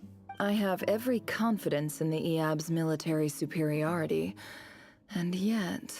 Well, what is it? The Unut's response was alarmingly fast. The day after we reach a deal, they seize the well. This can't be a coincidence. Perhaps there is a traitor in your midst. I don't think so. I am obliged to remind you, Chief, that the Academia will only deal with the de facto power holders. If you cannot regain control over the well, I'm afraid you won't see a single mora of that 50 million. No! Please, Ambassador, just give me some time. I swear the Unut will not get away with this. That well is ours, and so is the mora. Glad to hear it. I will wait here for an update. If there is a traitor, I will find them. In the meantime, make yourself at home. I'll report back as soon as I have an update. Much obliged. Wow. All it took was a few words and I've got him wrapped around my finger. What an amazing feeling. So, in summary, Ambassador, the Academia would rather negotiate with our tribe instead of the EAB, yes? The EAB are ruthless murderers who don't listen to reason. And now they have the gall to interfere in our research projects in the desert region. So let me ask you, Chief, if you were the Academia, what would you do? Kill them all, of course. Okay. Precisely. The Academia does not tolerate those who stand in our way. The EAB have held back our academic pursuits for too long, and our patience is wearing thin. At the same time, there is simply no way that the Academia can be seen to be intervening in desert affairs. I'm sure you understand where I'm coming from. We have our own rules out here. If the rainforest dwellers raised arms against a desert tribe, it'd start a bloody war. Right. We can't confront them ourselves, but we can support their enemies. The Unut have always had strained relations with the EAB, which makes you our natural allies. Natural allies. Weren't the EAB your allies once? You were quick to send them after us to protect your interests back when we stole that water. And now look at you. You're at each other's throats. Let me be clear. The Academia wishes to collaborate with the legally recognized rulers of the desert in this matter. We are asking for excavation rights to that well, and our offer is 50 million mora. Say no more. I believe we have an understanding. Good. Then I suggest you get to work. Get us access to that well, and the mora's yours. You see, Dad? Lying is easy when you know how. People will believe anything.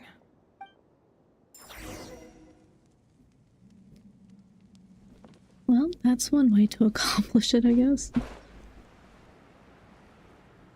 Oh, hello, cat. Okay, you went off the desk now. Okay, careful. Don't knock it over. Thank you. He decided that was enough. Oh, except my keyboard is now not in the right spot. Okay.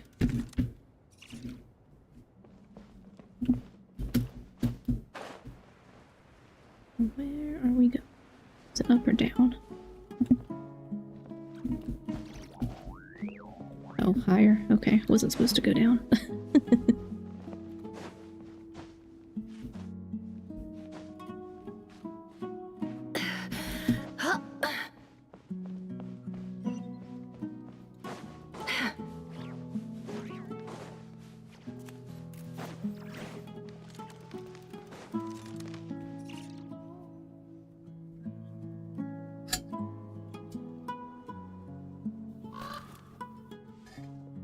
Oh, ad break. I'll pause again.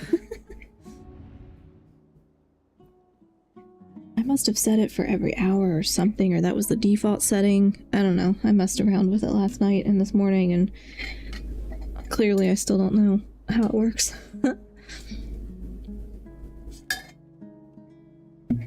Wait for about a minute before I move it forward. I think this one is like at the end of this part, I won't be locked into the sequence anymore. Like where I can't exit without messing it up.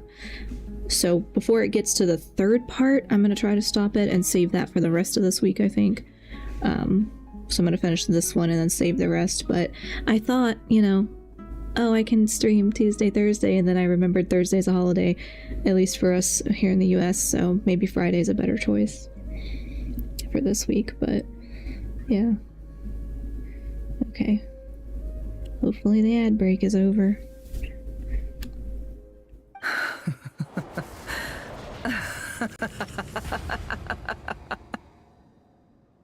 Look at yourselves. You may be vile, savage monsters, but your butchered bodies bleed like any others. You're no different. You're nothing special at all. The monsters who destroyed my home, they're just ordinary, petty human beings. What a joke. I think we're even now.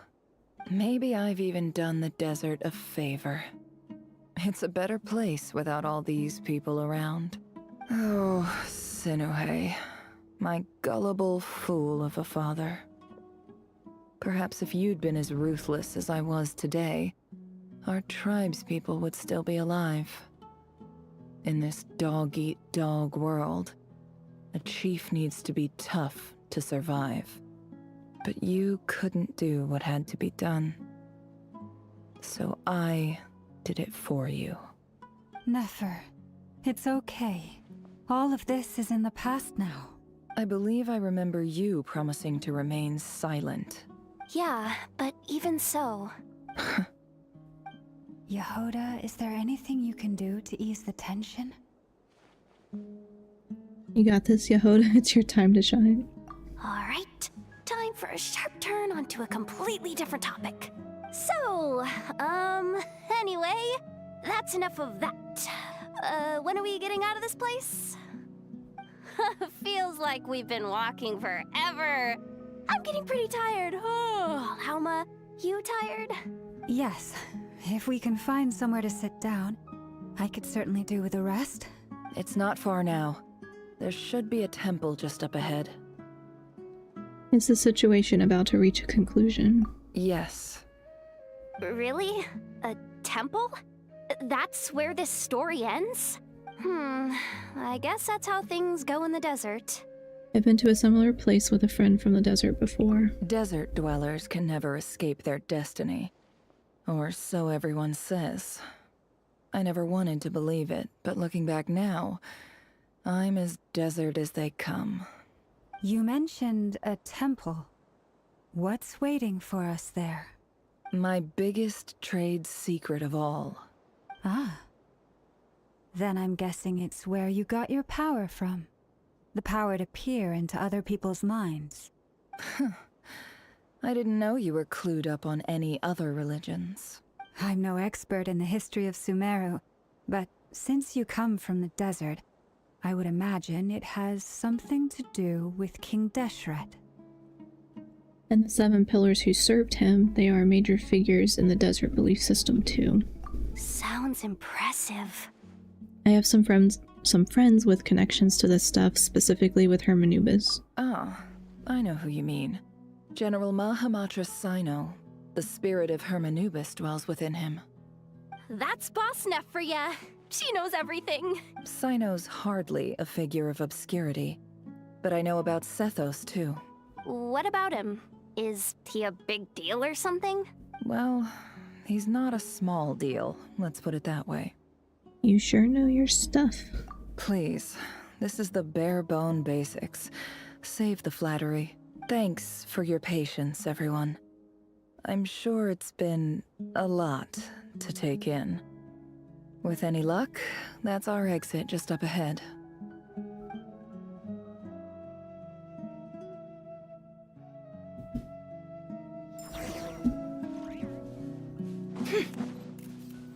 Okay. Do I get to go back to the temple with the cats? I just want to go back to the cat temple. Take me back to the cat temple.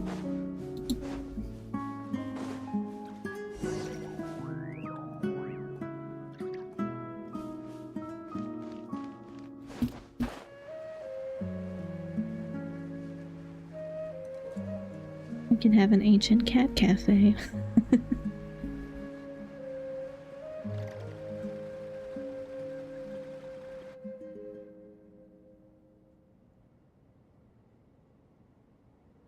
Uh-oh. Uh-oh. Uh-oh. I'm totally out of my depth here.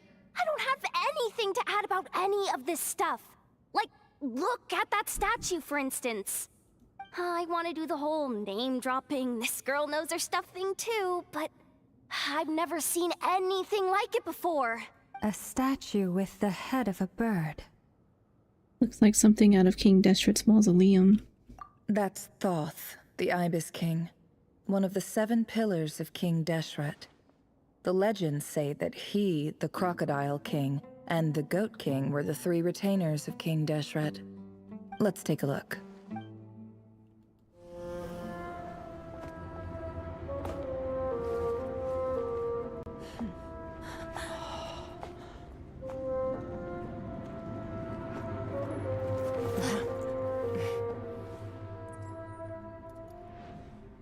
Yes, there's a cat.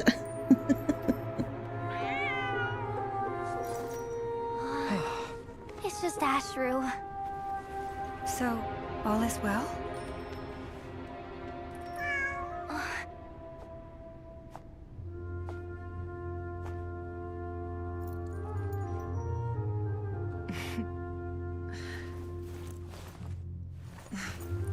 Typically speaking, at this point, the world disintegrates. Then we find ourselves back in the outside world. Besides, these are my memories. There's nothing to fear. You're sure? Of course. It's almost over. No.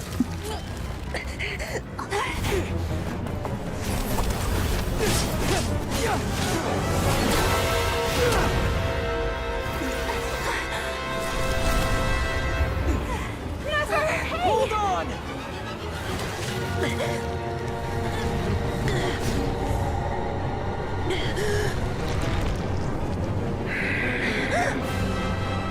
Knowing too much is always a death sentence. Speak for yourself.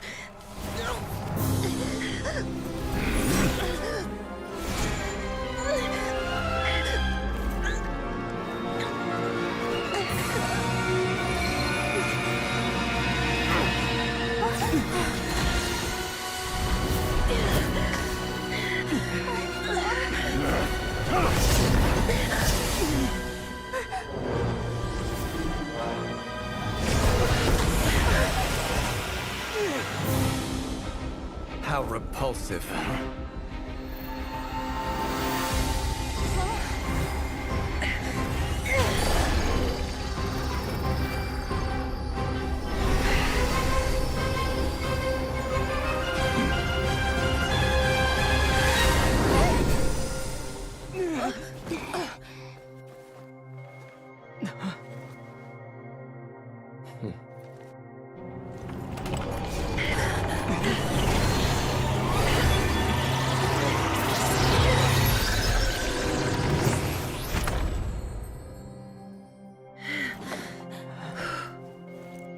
Bye, Scion.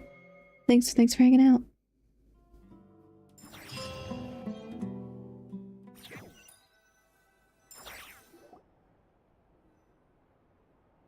Timed that pretty well, didn't I? You certainly did. Thank you. It's okay. I'm just glad no one was hurt. Paimon noticed you doing something too, Dainsleif. Were you helping get them out? Of course. When I asked Nefer to conduct this investigation, I was not naive to the dangers involved. I had a duty to ensure your safety. Good to know your sense of justice is still intact after all these years. I take that to mean that you saw the truth. That comes as a great relief. I certainly did. And thanks to your help, I also managed to trap Rerir inside the chess set. Whoa, really? How'd you manage that? Well, to be honest, I sensed that something was wrong long before we made it to the temple. By using this fragment to probe into Rerir's past, well, the monster formerly known as Rerir, it seems I alerted him. I was tracking him, then he caught on and started tracking me too. Can't say I'm surprised. But how did he track you through your thoughts alone? That shouldn't be possible. Rerir was a secret agent who reported directly to the Vinster King. He is an expert at finding a trail and hunting down his pursuers. No wonder. He infiltrated the chess set, read my thoughts, and built a new virtual chess set inside of it. That's why we weren't able to leave at first. Speaking of your chess set, it's quite a remarkable item. Would I be right in thinking you have some connection to King Deshret? You overestimate me. I only have a connection with one of his underlings, the Ibis King. You all saw how this came to be. A long time ago, the Eab massacred my tribe, the Shimti, in our home village. A few years later, I enrolled in the academia, where some new information came to light. The Unut and the Eab fought a bitter battle over the rights to a well, all for the sake of a non-existent 50 million mora. The Eab ultimately won that confrontation, but their victory came at the cost of almost every warrior in the tribe. The final blow to the Eab came at the victory feast, when an Unut assassin beheaded their chief right before my eyes. The remaining Eab fled and have been scattered to the winds ever since. Having gotten my revenge, I returned to my hometown, where to my surprise, the nearby temple was still standing. There it was, seemingly immune to the relentless hostility of the desert, while my tribal home lay in ruins. As I stood there gazing at the temple, I noticed a cat just outside. This cat, as it turned out, was home to the spirit of the Ibis King. He led me to a gate deep inside the temple, and there he made a deal with me. Yes, more cat, please. This chess set is my gift from the Ibis King. The chessboard within is made to the same specifications as the one in the mausoleum of King Deshret, and represents his power of piercing analysis. With this chessboard in its container, I gained a certain ability to perceive hidden secrets. Now, you could conclude that the Ibis King simply wanted to give the people of this world the power to seek the truth, but I don't believe that's the full story. Every god plays favorites. Their hearts are as fickle as any human's, full of secrets, perversions, egotistical tendencies. But precious few gods are willing to admit this. Oh, the last event thing. Yeah, I was told that I should play this before I do the event because they were kind of connected, and I just was like, there's no way. This is really long. I'm not gonna have time to do that and do the event because the event's time limited. So I was like, okay, time limit, do the event. It's okay if it doesn't make sense. It'll make sense later. It is the same with all powerful forces, including fate itself. Their gaze falls preferentially upon a select few. As you rightly point out, this is an act of favoritism. If you're alluding to the Abyss, then yes, I agree. Gather the others. It's time to share everything I've learned.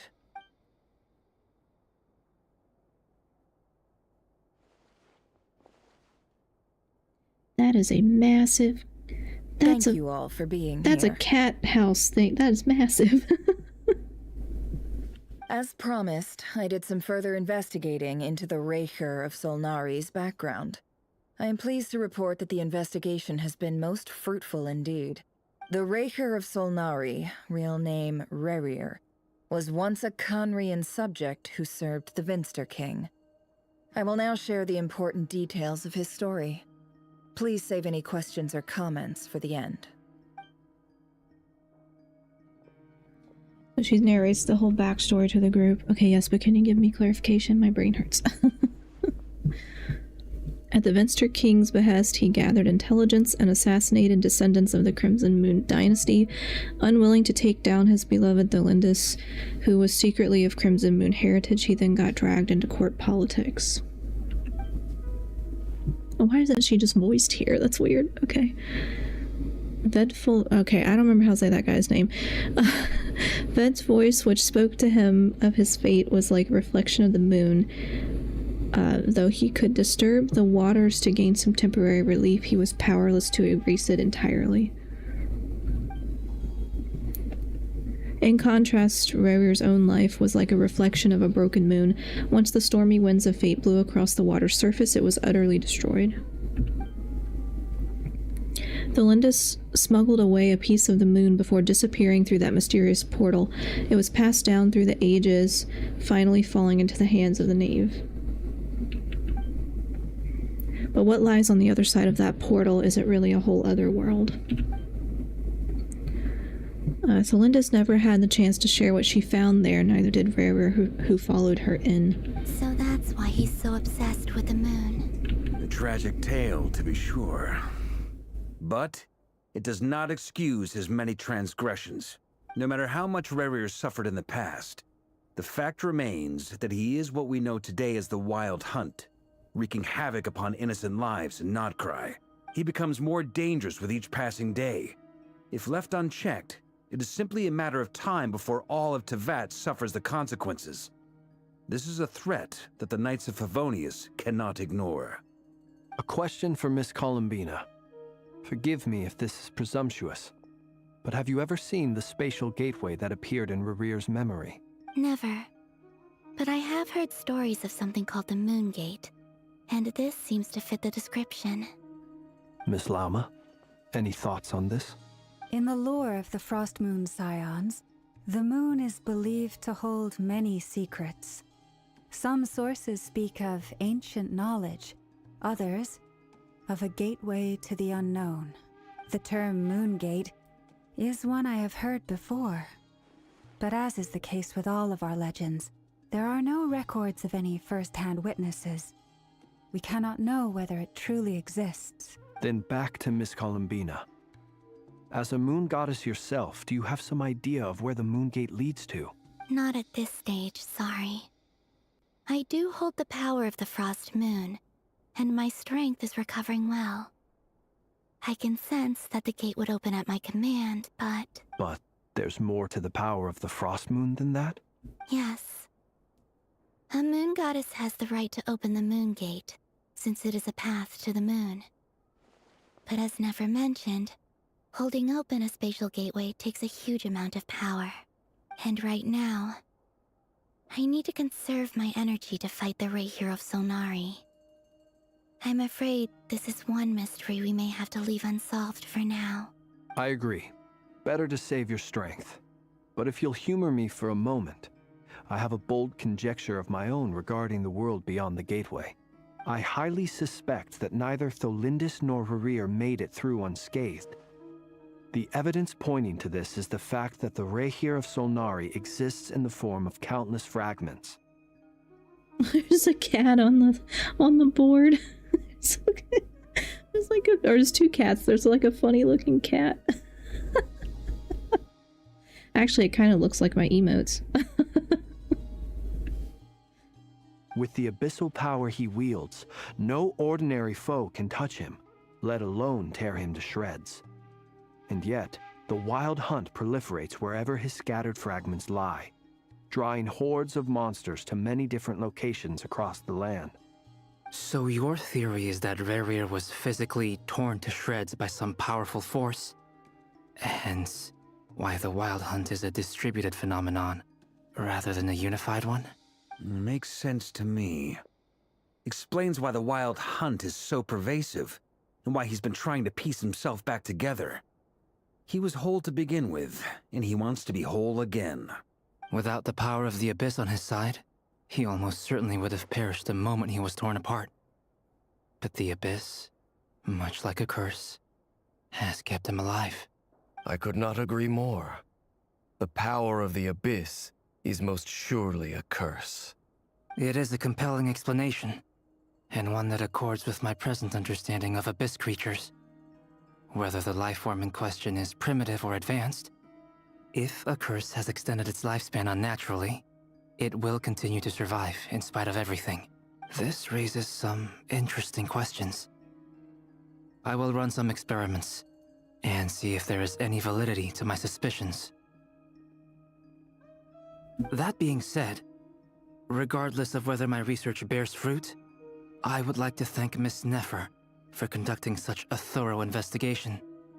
Already, it has greatly enriched my understanding of the entity we face. My pleasure, Mr. Albedo. I too hope that the information I have shared today proves useful as we look to formulate the next stage of our plan. Hey! What is it, Dainsleif? You look really upset! It's just... when I think of the man I once knew as Rerir, I struggle to understand why things had to turn out like this. The two of you used to be friends, didn't you? I don't know if these words will bring any comfort, but my heart goes out to you. Mine too. We can never know all the hows and whys of the way things are. The moon and stars are full of untold secrets and lies, and the skies are host to many more mysteries than these alone. Yet, none of that can begin to compare with the complexity of human life. Those are the first comforting words I've heard in a long time. Thank you, both. Well, I think this is a good place to end today's meeting. I'm sure Nefer needs some time to recover. She's been through an awful lot today. That's very thoughtful of you, Lama. Of course. Sounds good to me. Take some time to rest and digest before we reconvene to nail down a plan.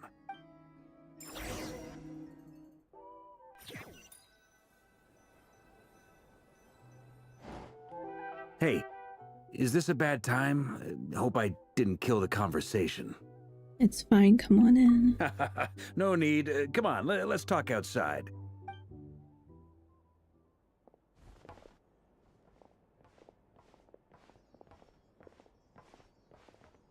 Anyway, Nefer went back to the curatorium to get some rest. But before she left, she shared some things with me that I thought you should be aware of. Firstly, although she managed to trap the Raker of Solnari inside her chest set, there's no guarantee that the power of the Ibis King is any match for one of the 5 sinners. Their powers are beyond our comprehension. It's only a matter of time before he finds a way to break out. We have to come up with a plan and take care of him before that happens. Honestly, Paimon figured that might be the case. So, how long have we got? Well, I asked her that same question. She talked for a long time, but for the most part, it seemed like she was trying to convince me how precious her chess set is, and what a long and storied history it has. It felt like some kind of sales pitch, you know? The kind where you end up handing over Mora against your will. Anyway, after all that, she finally answered the question. 2 days, at most. 2 days? Holy moly! Can we even recruit enough help in that time? That remains to be seen. Which brings me to the second issue. Dainsleif is obviously conflicted about this whole thing. But given how little time we have, there's no way we can pull this off without his help. You have some history with him, right? Do you think maybe you could talk to him for us? I'll see what I can do. Great. I appreciate it. All right, on to item 3. So, Albedo, Durin, and I put our heads together and came up with a plan. Can't promise it's gonna work yet, but at least it's a start. We figured we'd bounce the idea off you first. We'll explore it further once everyone's recovered. Oh, please ask away. Oh, Paimon's dying to hear this. All right, so here's what we're thinking.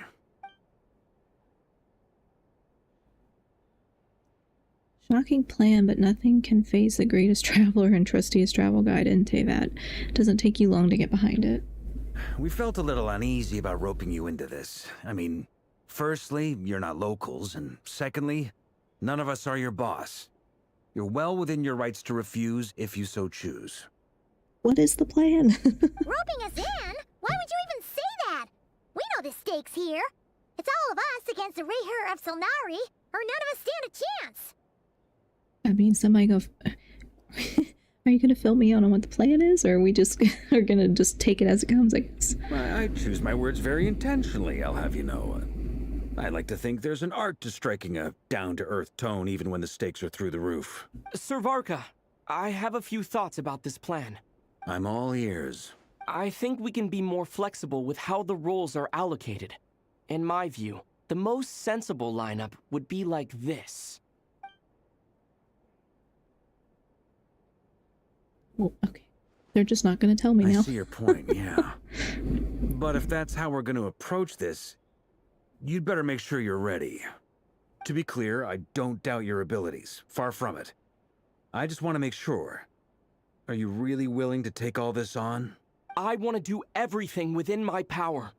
The Rayher of Solnari is a truly fearsome opponent, and if I do my part, it'll greatly reduce the risk for everyone else involved. Well, that tracks with what I've heard.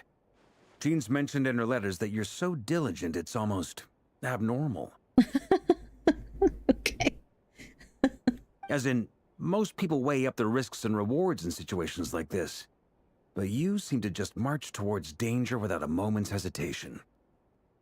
Yeah, that might not be the smartest thing to do. Of course, everyone appreciates a fearless pioneer. But all that aside, I'm the Grand Master of the Knights of Favonius, and you're our honorary knight. I want to make sure your courage doesn't come at the expense of your safety. Thank you, Sir Varka. I should be the one thanking you. It means a lot to have you on board. I'll give some serious thought to your suggestions. Varka gives a very knightly bow and says he'll see you at the hotel again later. He has arranged for everyone to meet and finalize the plan of action. In an effort to lighten the mood, he booked out the hotel for this meeting so you could all chat over a drink. Are they actually going to tell me the plan now? As the moon rises in the sky, you and Paimon leave your room discussing whether Paimon has any other options than fruit juice. Everyone is already there waiting for you. They're chatting and smiling. Clearly the rest has done them good. As well as the existing crew, some unexpected help has arrived. Still, you remain conscious of the fact that the future of Nodcry rests on what is decided tonight. So many lives are at stake, you may never meet most of them, but whether they know it or not, all of them are counting on you. Okay. Discuss the plans with everyone. Alright, I think I'm just gonna wait because I don't want to get caught in another long segment. Because that was like 3.5 hours of hardly any chance to stop it. So I am gonna cut it there, save the rest for later this week. Which might only be about an hour left, but then I'll just find something else to do. So yeah, I think it probably makes more sense for me to come back on Friday instead of tomorrow. Because tomorrow's Thursday. Tomorrow's Thanksgiving. So I know that's like gonna be busy for a lot of people in the US and everything, so it's probably better if I wait till Friday, even though we're having our Thanksgiving. I once considered keeping some pets in my office. Bro, you gotta stop talking while I'm talking. I'm gonna see if I can stream Friday night because we should be done by then. So I'll put the schedule on. I'll schedule it on YouTube and on Twitch. Now that I have a panel that does that on Twitch, so I will schedule that, and I'll be back on Friday. Thanks so much for hanging out. I appreciate it. And yeah, I'm gonna go be productive. Well, I'm gonna go attempt to be productive. Get my assignment done that's due tonight. So, alright then, thanks for stream Thondiel. Yeah, no problem. Thanks so much for hanging out. And I will see you all later. If you're in the US and celebrate Thanksgiving, have a good holiday. If not, just have a good weekend. And I will be back. Bye.